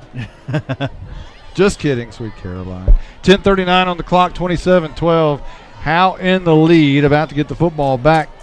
Although you would imagine S&S might have something up their sleeve here on this kickoff. Yeah, they're going to get desperate here. There's still 10:39 to go. Bulldogs have had the last drive here where had a little bit of trouble moving the ball on offense. The good thing is they were able to churn some clock, though. The Exalt Realty scoring drive recap, 11 plays, 55 yards, ended up on a 7-yard touchdown by Mullinex, and here's a kick straight out of bounds. That was strange to see. as that'll be a penalty, and Howe will take over. And that was one of the weirdest Tech Wave kickoffs I've ever seen, as it was a line drive kick straight out of bounds. I don't know if they were supposed to. I don't think that's the way it was drawn. I think they meant to hit the ground at least once and bounce up, but instead it was a line drive that went straight toward the cheerleaders. Well, we have a score: Gunner over Pottsboro, 27-0. I'm not sure that's a final. It's in the fourth quarter, however. That's a big score. Gunner over Pottsboro. Howe will take the ball at their own 44-yard line. Trying to kill the clock. 10:39 is what's on it. 27-12. Howe in the lead. Complacency, perhaps, maybe in the third quarter. Howe got up big early. It's time to put this one away and put another crooked number on the board. Here's Elvington under center. Toss right side. Cameron Blesside trying to find the edge. Has the edge. And he's got 5 yards, close to midfield at the 49-yard line. You're right. You get a score here, take some time off the clock. You probably kind of put this thing pretty much away for S&S. And you're trying to beat the clock. You're also trying to beat the rain. Looks like a lot of rain is coming this way. Oh, but our spotter, Stephen Braswell, showing us the radar, and it is looking ugly. It's going to be a long, rainy ride home, apparently, on Highway 82. Second down and 5 for Howe, right to left, toss near side, and that's Austin Lee. Same play, other way, 1 yard across midfield to the other 49. Give him 2 yards. Lee with the carry, and Lee has been having some yards are a little bit harder to come by for Austin Lee here in the second half. Well, the toss outside, he's been running left. But I take that back. Blessize ran both ways, apparently, now that I remember. But it's third down and short, 3rd and 3. We're under 10 minutes at 9:38 on the clock. Howe holding to that 27-12 lead, looking for more as Elijah Campbell split out wide right. 3rd down and 3, 2 men in the backfield. Elvington goes under center. Toss right side. Blesseye is trapped in the backfield. This time he's brought down for a loss. 2 or 3 or 4 yards perhaps, bringing up a 4th down and long, and it's probably punt time right here. Yeah, number 22, Sam Wittenberg. Able to get his arms around the other number 22, Cameron Blesseye, and again, 3 and out now for the Bulldogs. So Jalen Thornton will come on to punt this one away. He'll stand perhaps at his own 35-yard line. A long punt, pin him deep would be nice here for the Bulldogs. Mabry standing very far back at the 20. He's going to let it bounce at the 20. Moves towards it. He may have touched it, but Arturo Louder pushes him.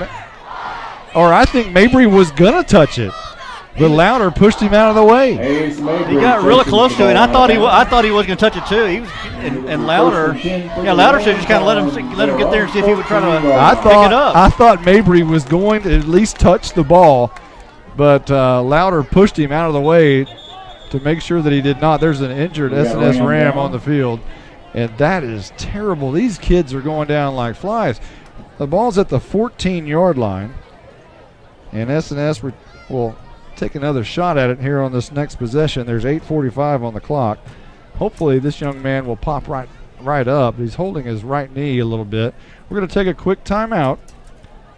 And when we do that, normally they pop right back up. We'll hope that happens here.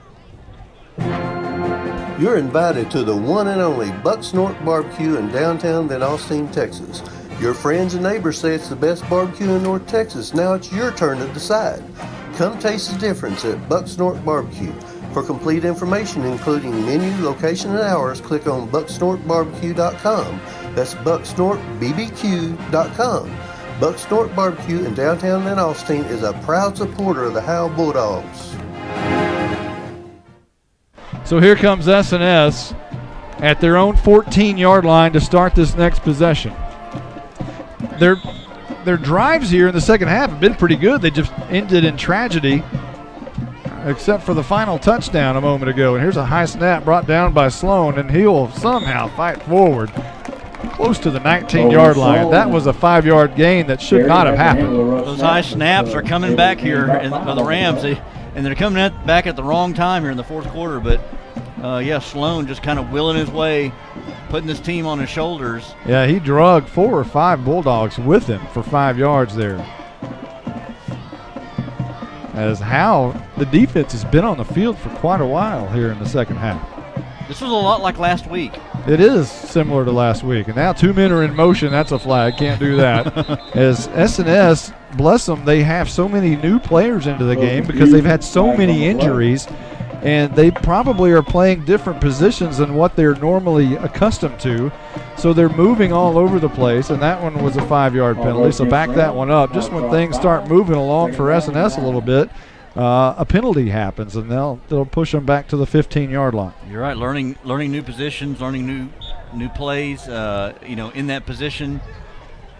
Second down and 9 for S&S. As Sloan in the gun, he'll have his heels touching the 10. Drops back and wants to throw it deep down the field. And in pursuit is Harmon, and he'll try to jump up, bat it away with his left hand, and it does fall incomplete. Intended for guess who?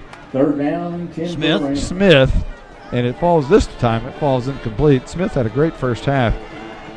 7:52 on the clock here in the fourth quarter, and now S&S trying to find life and hit some home runs here, throwing it deep down the field. 3rd and 9. You might see it again here. Look out for Smith. I think he's all the way up top.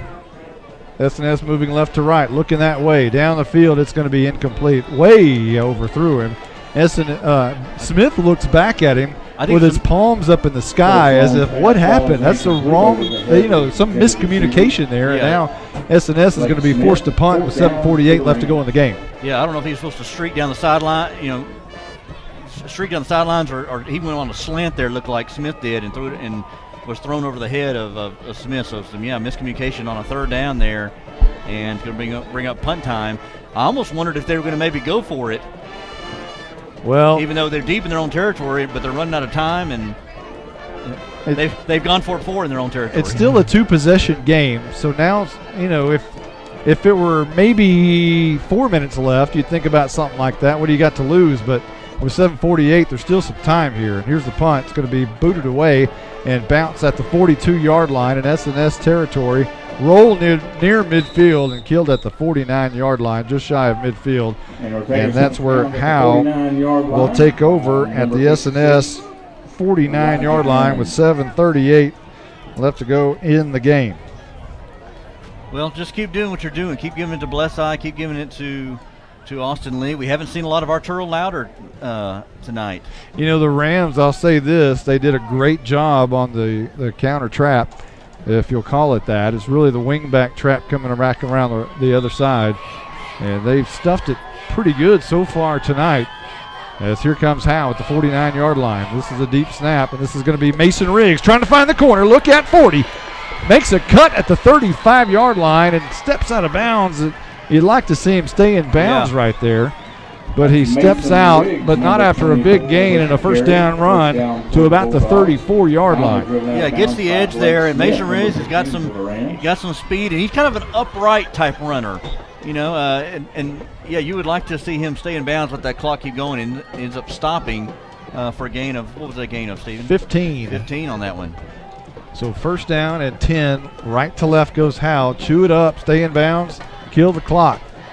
Krantz into the game at quarterback, running left side. He's trying to find the left edge, and he gets a great block and a seam, and he's got another first down to the 16-yard line. How you like that? Krantz, another weapon to bring in. We saw him in the first half there on a couple of plays. Even got through the ball. We see his legs and just the option of being able to bring him in ever so often there for Elvington, and just presents another weapon for the Bulldogs. 18 yards for Krantz on the scamper there, and Elvington comes back into the game as it'll be handoff time again, I'm sure, or at the 7-minute mark, as Arturo Louder in the backfield. And no, Krantz is still in the game. He runs right. Now he cuts it up the middle, and he's going to be brought down at about the 11-yard line, a gain of 4 or 5, and Krantz trying to chew up the clock now. In the first couple of drives, have been Blesseye and Austin Lee, and this time it's been mostly Krantz. 4 yards and Mason Riggs. 4 yards for Krantz there. 6:36, 6:35. Howe just trying to put a crooked number on the board, kill it, go home. Handoff, Mason Riggs, right side. And he's hurdles, skips, spins all the way down for a touchdown. Mason Riggs would not go down as he spun his way all the way through for a 12-yard touchdown. He cut it back inside using an array of moves, spinning and skipping, as you said, and just able to prance his way into the end zone and may have put this away for the Bulldogs. Still some time, though, left on the clock. Riggs, 12-yard touchdown, takes us to 33-12, and Callie Vick's PAT, boy, she kicks good. 34-12, 6:20 left to go in the game. We'll be back right after this timeout. Exceeding your expectations is what we strive for here at Scoggins Funeral Home in Van Alstyne. Since the beginning, affordability has been at the top of our checklist. Every day, we're proving that funerals don't have to be expensive. From our facilities to having a personalized service, all of the details are addressed. Nothing can cause you more disappointment than poor quality. Make it special. Make it Scoggins Funeral Home. We put our name on it. Tommy and Bobby K. Scoggins are here with you in your time of need. Visit scogginsfuneralhome.com. If you're looking for a welding company that will always meet your expectations, we are just the team you need. Robertson Welding Service can do industrial, commercial, or domestic. Robertson Welding Service guarantees the quality and satisfaction of your project at a fair price. We provide precision, custom, and repair service in all steels. We even weld aluminum and stainless. You can be comfortable that Robertson Welding Service is the right company for your project. We can be found on Facebook, or you can call us at 903-328-6588. That's 903-328-6588. Welcome back as we're getting ready to tee off the Tech Wave kickoff once again. But that was a 4-play, 49-yard drive for Howe. And Callie Vick ready to tee this one up as it's 34 to 12. The Tech Wave kickoff is in the air. It's going to be taken at about the 26-yard line. Oh, that's a deep kick. Going to be taken way deeper than that, but making the way up to the 29-yard line as the S&S Ram way on the far sideline. And it's hard to see now because the windows have fogged up. It's getting a little humid, but there's 6:14 left to go in the game. Howe leads now 34 to 12. Monty, I got to call you out on something. Me and Braswell were talking during the break. I didn't hear a touchdown time in Texas on that Mason Riggs TD. I was wondering if anybody caught that. That may be a first. I think I've been doing this with you for a couple years now. That's the first time I think I hadn't heard it. It may be one of the first in 23 years or so. First and 10. S&S heading left to right.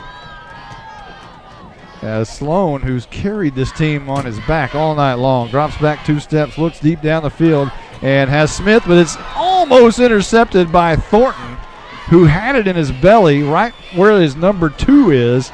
But it falls to the turf, incomplete. Second down and 10 coming up. Yeah, Thornton got turned around a little bit and hit him in his numbers as he was falling back, just not able to hang on to it. And Thornton, I think that would have been Thornton's second pick of the night, wouldn't it? Yes, it would have. So the ball at the 31-yard line. And S&S trying to desperately get some points here. 6:08 on the clock. Sloan, handoff. Nope, he's going to pitch it near side. That's Jackson. He's looking for a block, and Harmon brings him down along with the backside defender, which I believe Devin Jackson with the is Sean Lukash, and it was. Lukash chased him down, but Harmon broke down and made a great tackle from his cornerback position. Yeah, good pursuit there by Lukash, and a good open field tackle there by the Bulldogs. Another one of those little things that Coach Jay has talked about wanting to improve on. Going to have to look at the record book to see how many coaches have started 2-0 with their Howe Bulldog career. We won't know that probably until tonight after our broadcast, unfortunately. But that's a big start for Bill Jailing, assuming that this last 5:19 can run off the clock. 3rd down and 9 coming up, and this is going to be Sloan again running right up the middle, and he is a hard runner. And he gains probably about 6-7 yards. Not enough for the first. He's marked down at the 39-yard line. But I tell you what, my hat's off to Sloan tonight. Cole Sloan has just played a whale of a game. And he is going to be sore tomorrow. 4th down and 2 coming up for S&S. He's running bigger than his 5'10", 175-pound frame. So 4th and a long 2. You got to get to the 41. S&S at the 39. Shotgun for Sloan. Is he going to run again? I would imagine he would. And he is going to fake the hand. He's going to keep it around the right side. He's got some room. Look out. And finally drug down into Howe territory at the 45-yard line. Joseph Brennan was waiting on him to get there. And Brennan finally drug him down, but he was kind of just waiting there for Sloan to get to him. Sloan finally did, and he picked up a 1st down. It was kind of a slow developing play. They waited for a man in motion to fake the handoff, and then Sloan took it and was off to the races. 1st and 10 into Howe territory and wanting to throw it down the field, and this one is incomplete. Looking for Smith again. Caden Harmon went over his back, couldn't jump as high enough, but that ball was thrown over his head and out of bounds. Incomplete. 2nd down and 10 coming up. Stephen Braswell tells us that Sloan on that last carry, that was his 15th carry of the second half. Yeah, they've really rode him hard here in the second half, and really in the entire game. He is just they have put it on his shoulders for sure. 2nd down and 10 coming up. 4:04 as the incomplete pass stops the clock.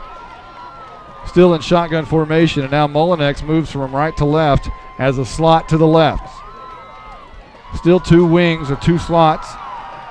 And Sloan throws it deep down right side looking for Smith, and it's going to be incomplete. Arturo Louder in coverage. No flag. I think there is a flag.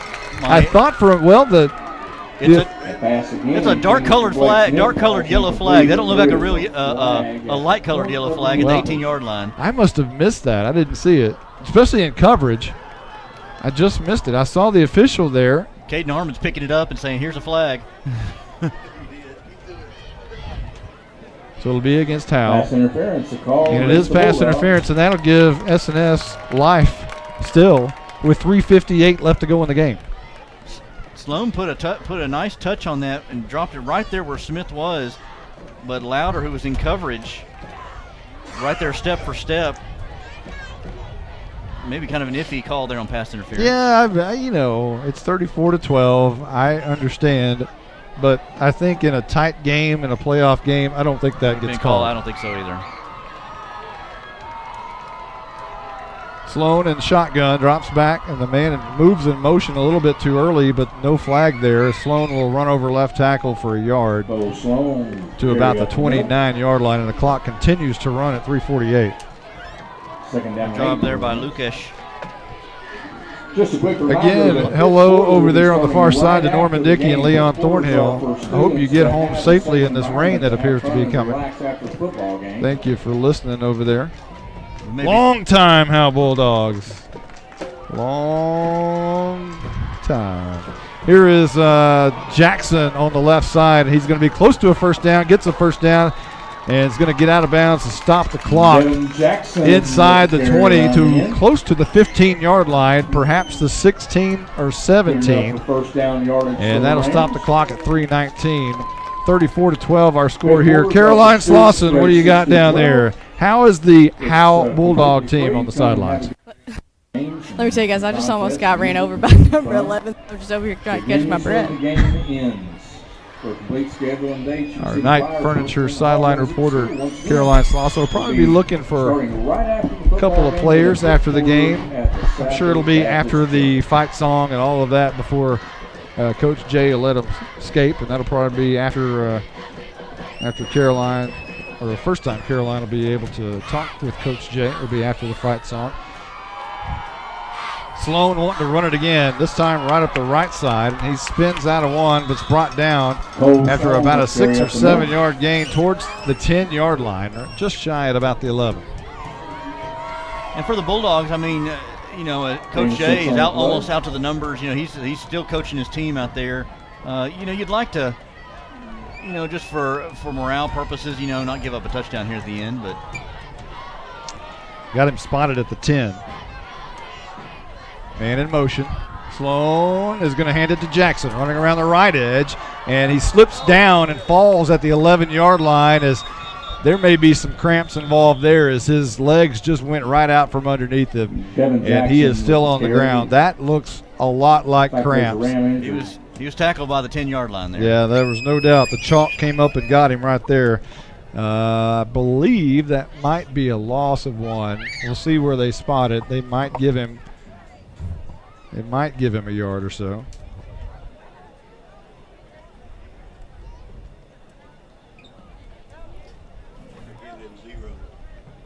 So they'll spot it at the 10. No gain on the play. No gain. Tell you what, I'm going to have to give it to Stephen Braswell tonight. I threw on it today at about 3 o'clock. I said, hey, can you do stats tonight? Just threw it on him. He said, sure, yeah. So gave him a form, said, here's how we're going to do it. And I tell you what, his pen has been smoking tonight, but it's been amazing to see the statistician we have up here tonight. It's been a great job by Stephen Braswell. He's been statistician, spotter, and meteorologist. And scoreboard watcher. So here's Sloan on 3rd and 3, 2:27 on the clock. Wanting the snap. Gets it, drops back, looks left side, throws over the middle. It's going to be almost intercepted by Jalen Thornton again, 5 yards deep in the end zone, but it's incomplete. Stops the clock at 2:18.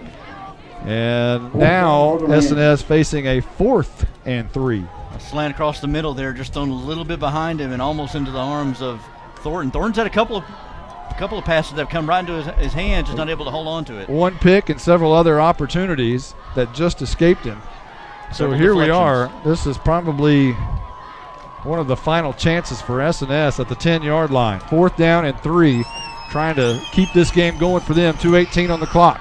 Sloan in the gun, man in motion. They're going to hand to Jackson running left side. No, Sloan's going to keep it up the middle. Going to be close to a first down. He has it.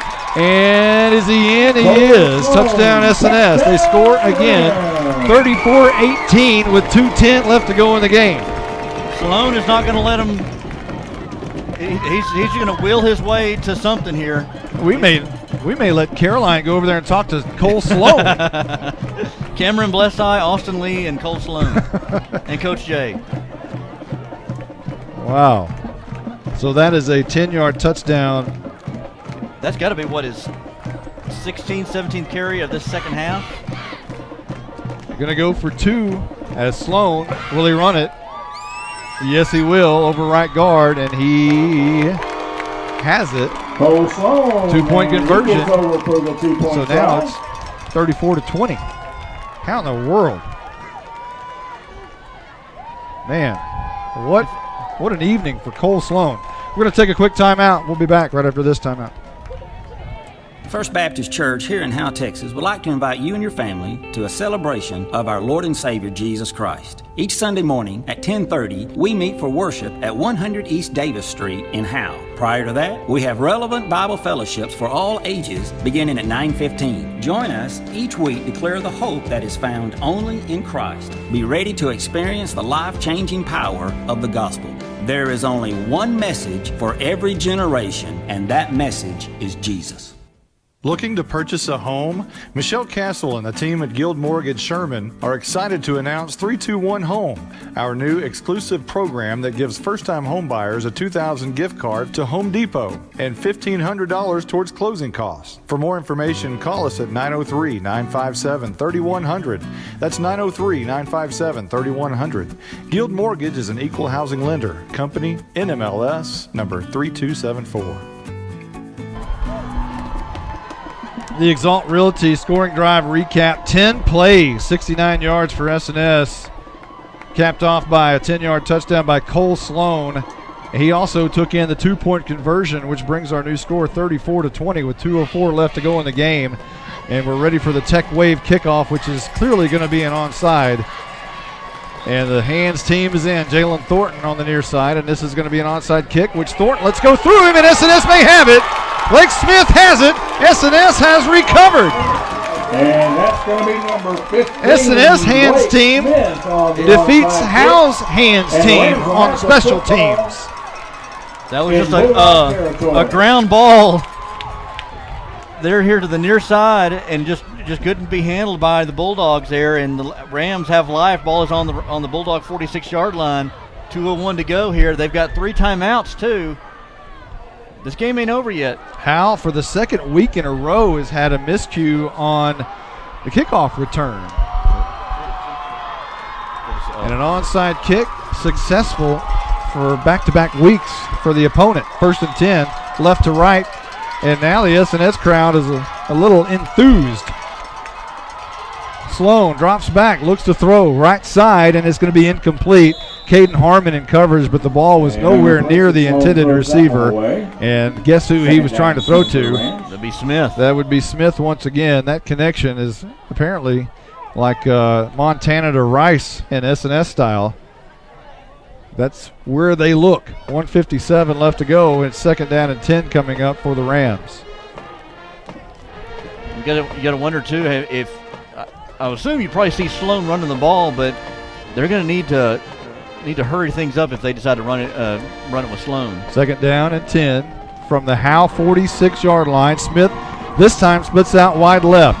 Mullinex in the slot near him. Sloan now, he comes up to the line of scrimmage. Sloan in the gun, man in motion is Jackson, looking to throw to Smith down the field. Lots of time, slings it way out there, and it's going to be a little bit of contact before the ball came down. J.D. Thornton that time in coverage, and it falls incomplete, looking for Smith at about the 20-yard line. Looking for the big hitter, of course, with 1:50 left to go in the game, and it's 3rd down and 10. Thornton was also looking for a flag. He was thinking there was some pass interference there. Yeah, he got there a little bit early, and the Bulldogs are lucky that the hanky didn't come out there. They might have got one earlier on Louder that perhaps would not have been called in a tighter game. Now it's gotten tight. Perhaps it's a tighter game, and you don't get that call. So 3rd down and 10, $1.50. Sloan in shotgun, fakes the hand. He's going to keep it to the right side. Lots of room, and he barrels his way across the 40 to about the 39, 38-yard line. I believe is where they're going to spot him. And that young man is going to be extremely sore tomorrow. Yeah, it's been the Cole Sloan show here. He's doing everything he can to keep his team in the game as the clock continues to tick right now. Again, Rams have 3 timeouts. 4th down and 2, $1:21 still rolling here. Sloan in the gun. And he is going to hand off to Jackson near side, trapped behind the line of scrimmage. Devin Porter there, Austin Lee there, Cameron Blesside there, Caden Harmon there. Devin Jackson. Elijah Campbell there. The Bulldogs and Arturo Louder there. You talk about a swarm. That right there was a swarm by the defense with $1:08 left to go in the game. And they're going to give him forward progress. Bulldogs stayed in their lanes right there and just kind of waited for it. And Sloan surprisingly didn't get the ball on 4th down, gave it to Jackson. He lost yardage on there, and the ball goes over to the Bulldogs. So Howe one way to go. Howe can just kill it here at their own 45-yard line, 1:08. Now you're right, they do have timeouts. So Krantz is in, and he's going to run around the right edge. Hang on the ball. He's going to be tackled after about a 3-yard gain near midfield. And we got a timeout. S&S using one of their timeouts. Let's keep it here. Caroline Slauson, I know it's been kind of an edge down there. It can't be real exciting as far as the players and coaches because things got tight. Talk about that. Yeah, things got real tight down here for a little bit, guys. And still a little tense down here. We're ready for this to be over and put a W in the book. Caroline, are you having as much fun as you did last week? Yeah. Oh, absolutely. and what's great is I'm down here with some parents and the coaches. In fact, that call that we really wanted some pass interference, we had some heated fans down here. Heated fans. Yeah, that's put it nicely. Yeah, I can only imagine. Only imagine. 2nd down and 7 coming up for Howe as Krantz got the ball up to the 48-yard line. So give Krantz 3 yards on that 1st down carry. And now 2nd and 7, 1:01 left on the clock. Krantz still in the game, and he's always in the gun, it appears. Akins next to him, and Akins is going to get the carry, and he cuts it back near side. Look out. Akins could be gone now. Cuts it again. He is gone. 20, 15, 10. He's fast. It is touchdown time in Texas. And that may do it right there. 53 yards. Akins gets the handoff there, cuts it back, broke a couple of tackles, and we saw his open field speed as well. The little guy can move. And that puts the Bulldogs up now 40-20 with 50 seconds to go. Uncle. 40-20 awaiting the PAT by Callie Vick. Man alive, Akins is fast. You thought for a moment he was gone, then he made a cutback and you thought, well, he's not going to be gone, they're going to catch him, and then he put on the afterburners and he flew past everybody. Callie Vick's kick looks a little wide to the right, but it's good. It's inside the mark. 41 now for the Howe Bulldogs, 20 for S&S. Less than a minute left on the clock. We're going to take a quick timeout. We'll be right back right after this. Exceeding your expectations is what we strive for here at Scoggins Funeral Home in Van Alstyne.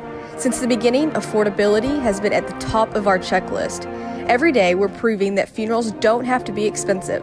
From our facilities to having a personalized service, all of the details are addressed.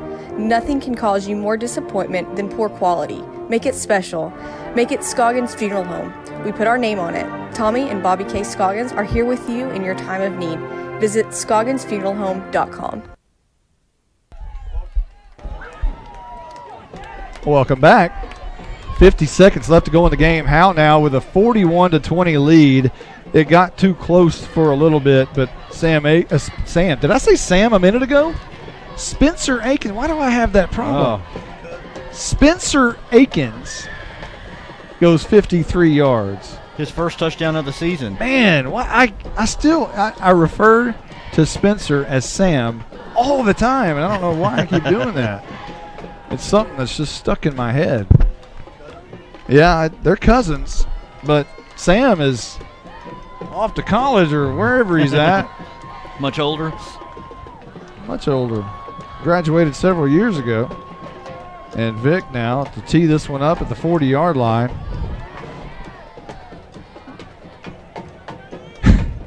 You know, you see the box score and it says S. Akins. And it just all of a sudden pops up to me, Sam. It's strange. Well, it's only week 2. I'll get over it.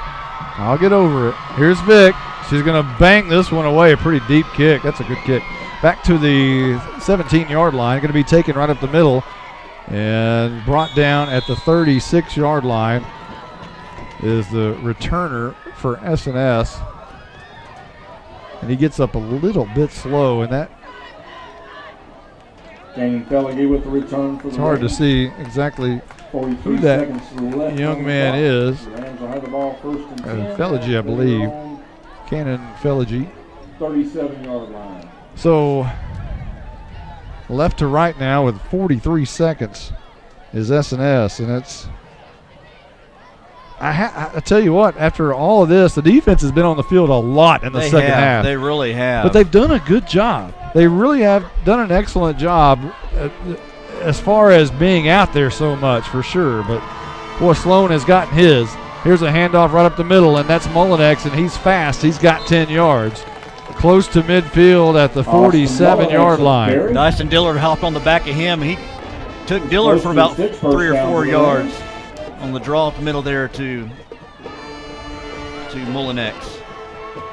And they're in hurry-up mode right now as the clock continues to tick. 10-yard gain there for Mullinex. Like I said, he's very fast. 27 seconds on the clock, 1st and 10. Man in motion. Mullinex gets the carry again. Nope, toss near side. That's Jackson. He's got midfield. He's got the 45 and steps out of bounds with 17.4 seconds on the clock. And looks like we got a late flag. Maybe a late hit out of bounds, maybe. He's out of bounds. I didn't see who that was on. The tackle was made. But, yeah, Bulldogs are going to give them a first down here with a late hit out of bounds. Clock stopped at 17-4, but, you know, Mr. Cole Sloan is going to have a shot trying to hit Smith once again. You know that's coming. And you would imagine. Maybe they're going to run it out, but you would imagine. They've run the ball here in the latter part of this drive, just to probably try to lick their wounds and go in the clubhouse. But that's going to give the Rams the Bulldogs are playing back. They're just kind of basically only rushing 3 and dropping back about 8, the other 8. Yeah, you wouldn't fault them for trying to hit the home run right here at the latter part of the game, especially after maybe a late hit out of bounds. You'd think, well, okay, maybe we will take a shot. Ball at the 30-yard line, 17.4 seconds left to go in the game. Split out wide left is Smith. So watch him way out there. Players running on and off the field. Howe may have a penalty here. Sloan is hit and thrown backwards. And Cameron Blesseye just really peeled him at about the 35-yard line, drove him back. No flags on the play. I thought Howe was going to get caught there switching players on and off the field. The snap happened before Howe's player got off the field, but that is the ball game.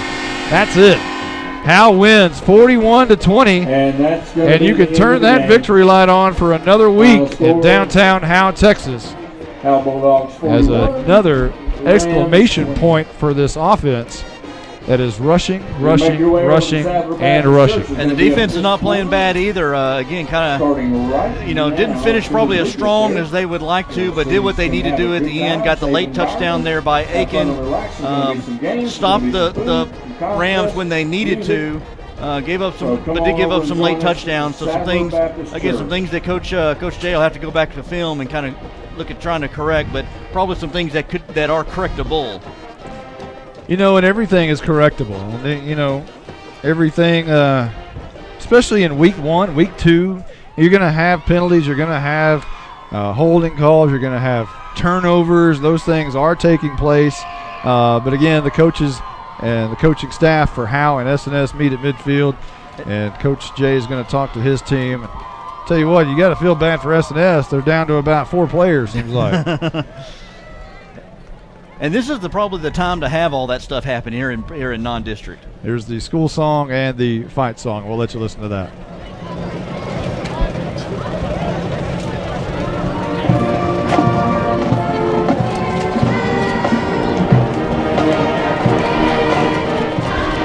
Well, it's the battle of school songs. Who's winning? Well, seeing as how we're on this side, on the SNS side, we might be catching more of theirs.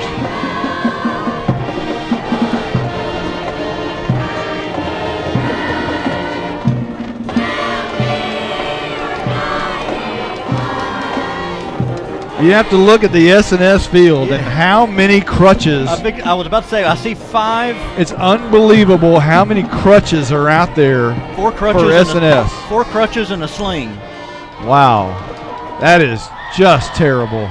Our hearts go out to the SNS Rams as, boy, they are fighting an uphill battle with the injuries. But the Howe Bulldogs come out victorious tonight, take care of business, win 41-20. And it's all smiles for the Bulldogs, you would think, but there's still some things to clean up. Coach Jay will probably talk about that. Well, and that's what I was saying earlier, right before the school song is non-district. That's the time you try to iron out some of these wrinkles.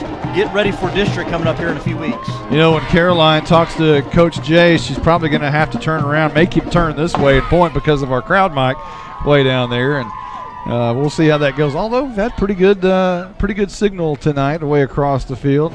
It's been nice to see a couple of wins, and Howe now has a 3-game win streak, and I'll have to go back and research how long it's been since Howe's had a 3-game win streak, and it's probably during the same playoff run as we were talking about earlier with Grandview and Jefferson in 2016. But now I would imagine not too many coaches have started their Howe Bulldogs coaching career 2-0.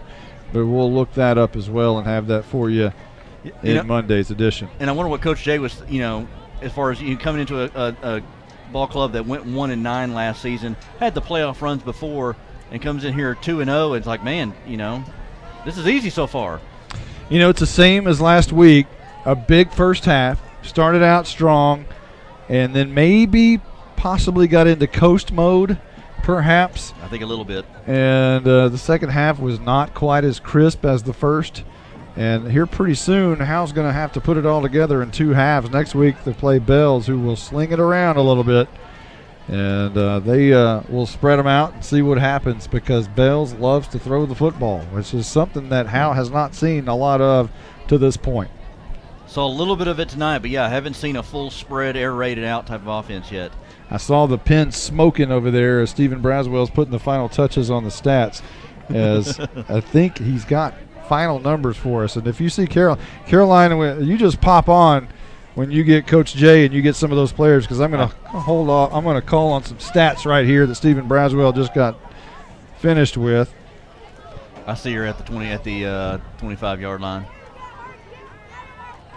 She's moving to the 26. I'll tell you right now that Cameron Blesseye had 17 carries for 133 yards. Wow. And he had 107 of that at the half. Austin Lee, 10 carries for 61 yards, 3 touchdowns. And how many yards? 61. Wow. Spencer, not Sam Akins, had 4 carries for 71 yards and a touchdown. Elvington finishes the night 1 out of 2, no interceptions and 12 yards. We're probably getting pretty close. Checking with Sweet Caroline. Got to be close, right? Close. Coach Jay, can I talk to you?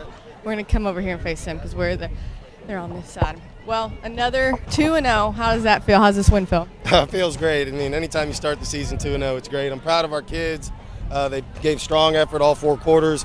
Little things we got to fix them. We've yet to play a complete game of 4 quarters of solid football. But overall, I'm proud of our kids. They did a great job tonight, and starting off 2-0 is always a great way to start the season. I got to tell you, I've been talking to the players and the fans, and it seems that Coach Jay and the Howe Bulldogs are a great match. So you talked about fixing some things this week. I saw some people doing some push-ups earlier. What are some things you want to fix before you go into next week? Well, the push-ups, my rule is we don't fumble snaps. And we fumbled a snap in the 3rd quarter that was a pivotal drive for us, and I don't deal with that. Those are mistakes we can't make moving forward. So the kids know I'm going to hold them accountable. I hold them accountable in the classroom. I hold them accountable as a person. So I'm going to hold them accountable in the field just as much. Awesome. Thanks, Coach Jay. Congrats. Hey, good job. Wow, that was nice. That was a good job right there, Caroline. That was very nice. Good question. That's a tough question too. Yeah. You know, sometimes you might not ask a head coach, something like that, but that's a tough question. Pretty good right there. We'll see if we can find Cameron Blesseye. I am looking for him. If y'all can see him. He had 133 yards tonight. We'll see if we can track down Cameron Blesseye. Hey, Cameron, how are you? Good. How are you? Can you give me that stat again, guys? Let's see. It is 17 for 133. 17 carries, 133 yards. 133 yards. How many carries? I'm sorry. 17. 17 carries, 133 yards. That's your stats tonight. How does that feel? Yeah, it feels amazing. I mean, this is actually my first year playing running back on a varsity level, so it's a great experience. But I couldn't have done it without my offensive linemen and all my friends helping me out. I really appreciate it and all the hard work they put in for this. Hey, ask him about the defense and how they had to stay on the field so long in the second half, and did that wear them out a little bit? Yeah, those stats that we talked about were on offense. Now, you play defense, too. You were on the field a lot during that second half. How does that feel that y'all still made a W out of it? Well, I think we just kept our heads up high. We had a couple mistakes out here on defense, but we just kept trucking and ended up with a win tonight, and it's an awesome feeling. All right, thanks, Cameron. All right, thank you, Caroline. Great job down there on the sidelines, our Night Furniture sideline reporter. We want to thank all of our sponsors tonight that we've had and all season long. Sonic, America's Drive-In, Independent Bank, Exalt Realty, Micah Belden, the attorney, Scoggins Funeral Home, Ed Meacham State Farm, Buck Snort Barbecue, FBC Howe, TechWave, the Howe Athletic Booster Club, of course, Night Furniture that we just mentioned, and Robertson Welding Service. What a nice job for those guys to help sponsor us, to be able to do this, to bring you Howe Bulldogs football. It's been another win, another exciting win, one that probably we were hoping that would not be as close as it got at certain times. At least it didn't come down to the wire as we did a week ago. Yeah, just couldn't put it away. End up putting it away, but just had some trouble there. Yeah, Coach Jay talked about 4 quarters, wanting this to be crisp. Yeah, at some point they're going to need to put a 4-quarter type of game together. But you'll take what you can get tonight with a win, 2-0. I tell you what, it was a great job by our broadcast crew tonight. Still, we're working on some things, but I tell you what, in 2 weeks, I'm pretty happy with where we are as a broadcast crew with a new crew, and of course we miss Michael Mosier, but pretty happy with where we are. Hey, for everyone who's been a part of this 41-20 win here in S&S, Sadler, Texas, Howe now goes to 24-10 against S&S. It's been a pretty dominating series by the Howe Bulldogs. For everyone who's been a part of this one, including the smoking pen of Stephen Braswell and our sideline personality and Night Furniture sideline reporter Caroline Slauson, and also our extraordinaire color analyst Justin White. For everyone who's been a part of this one, I'm Monty Walker. We will see you next week at home against Bells. You've been listening to Howe Bulldogs football on HoweEnterprise.com and is brought to you by Ed Meacham State Farm, Sonic of Howe, Scoggins Funeral Home, Attorney Micah Belden, Bucks Norton Barbecue, Tech Wave, Robertson Welding Services, Night Furniture, FBC Howe, Howe Athletic Booster Club, Independent Bank, Exalt Realty. This has been a presentation of Grayson Publishing.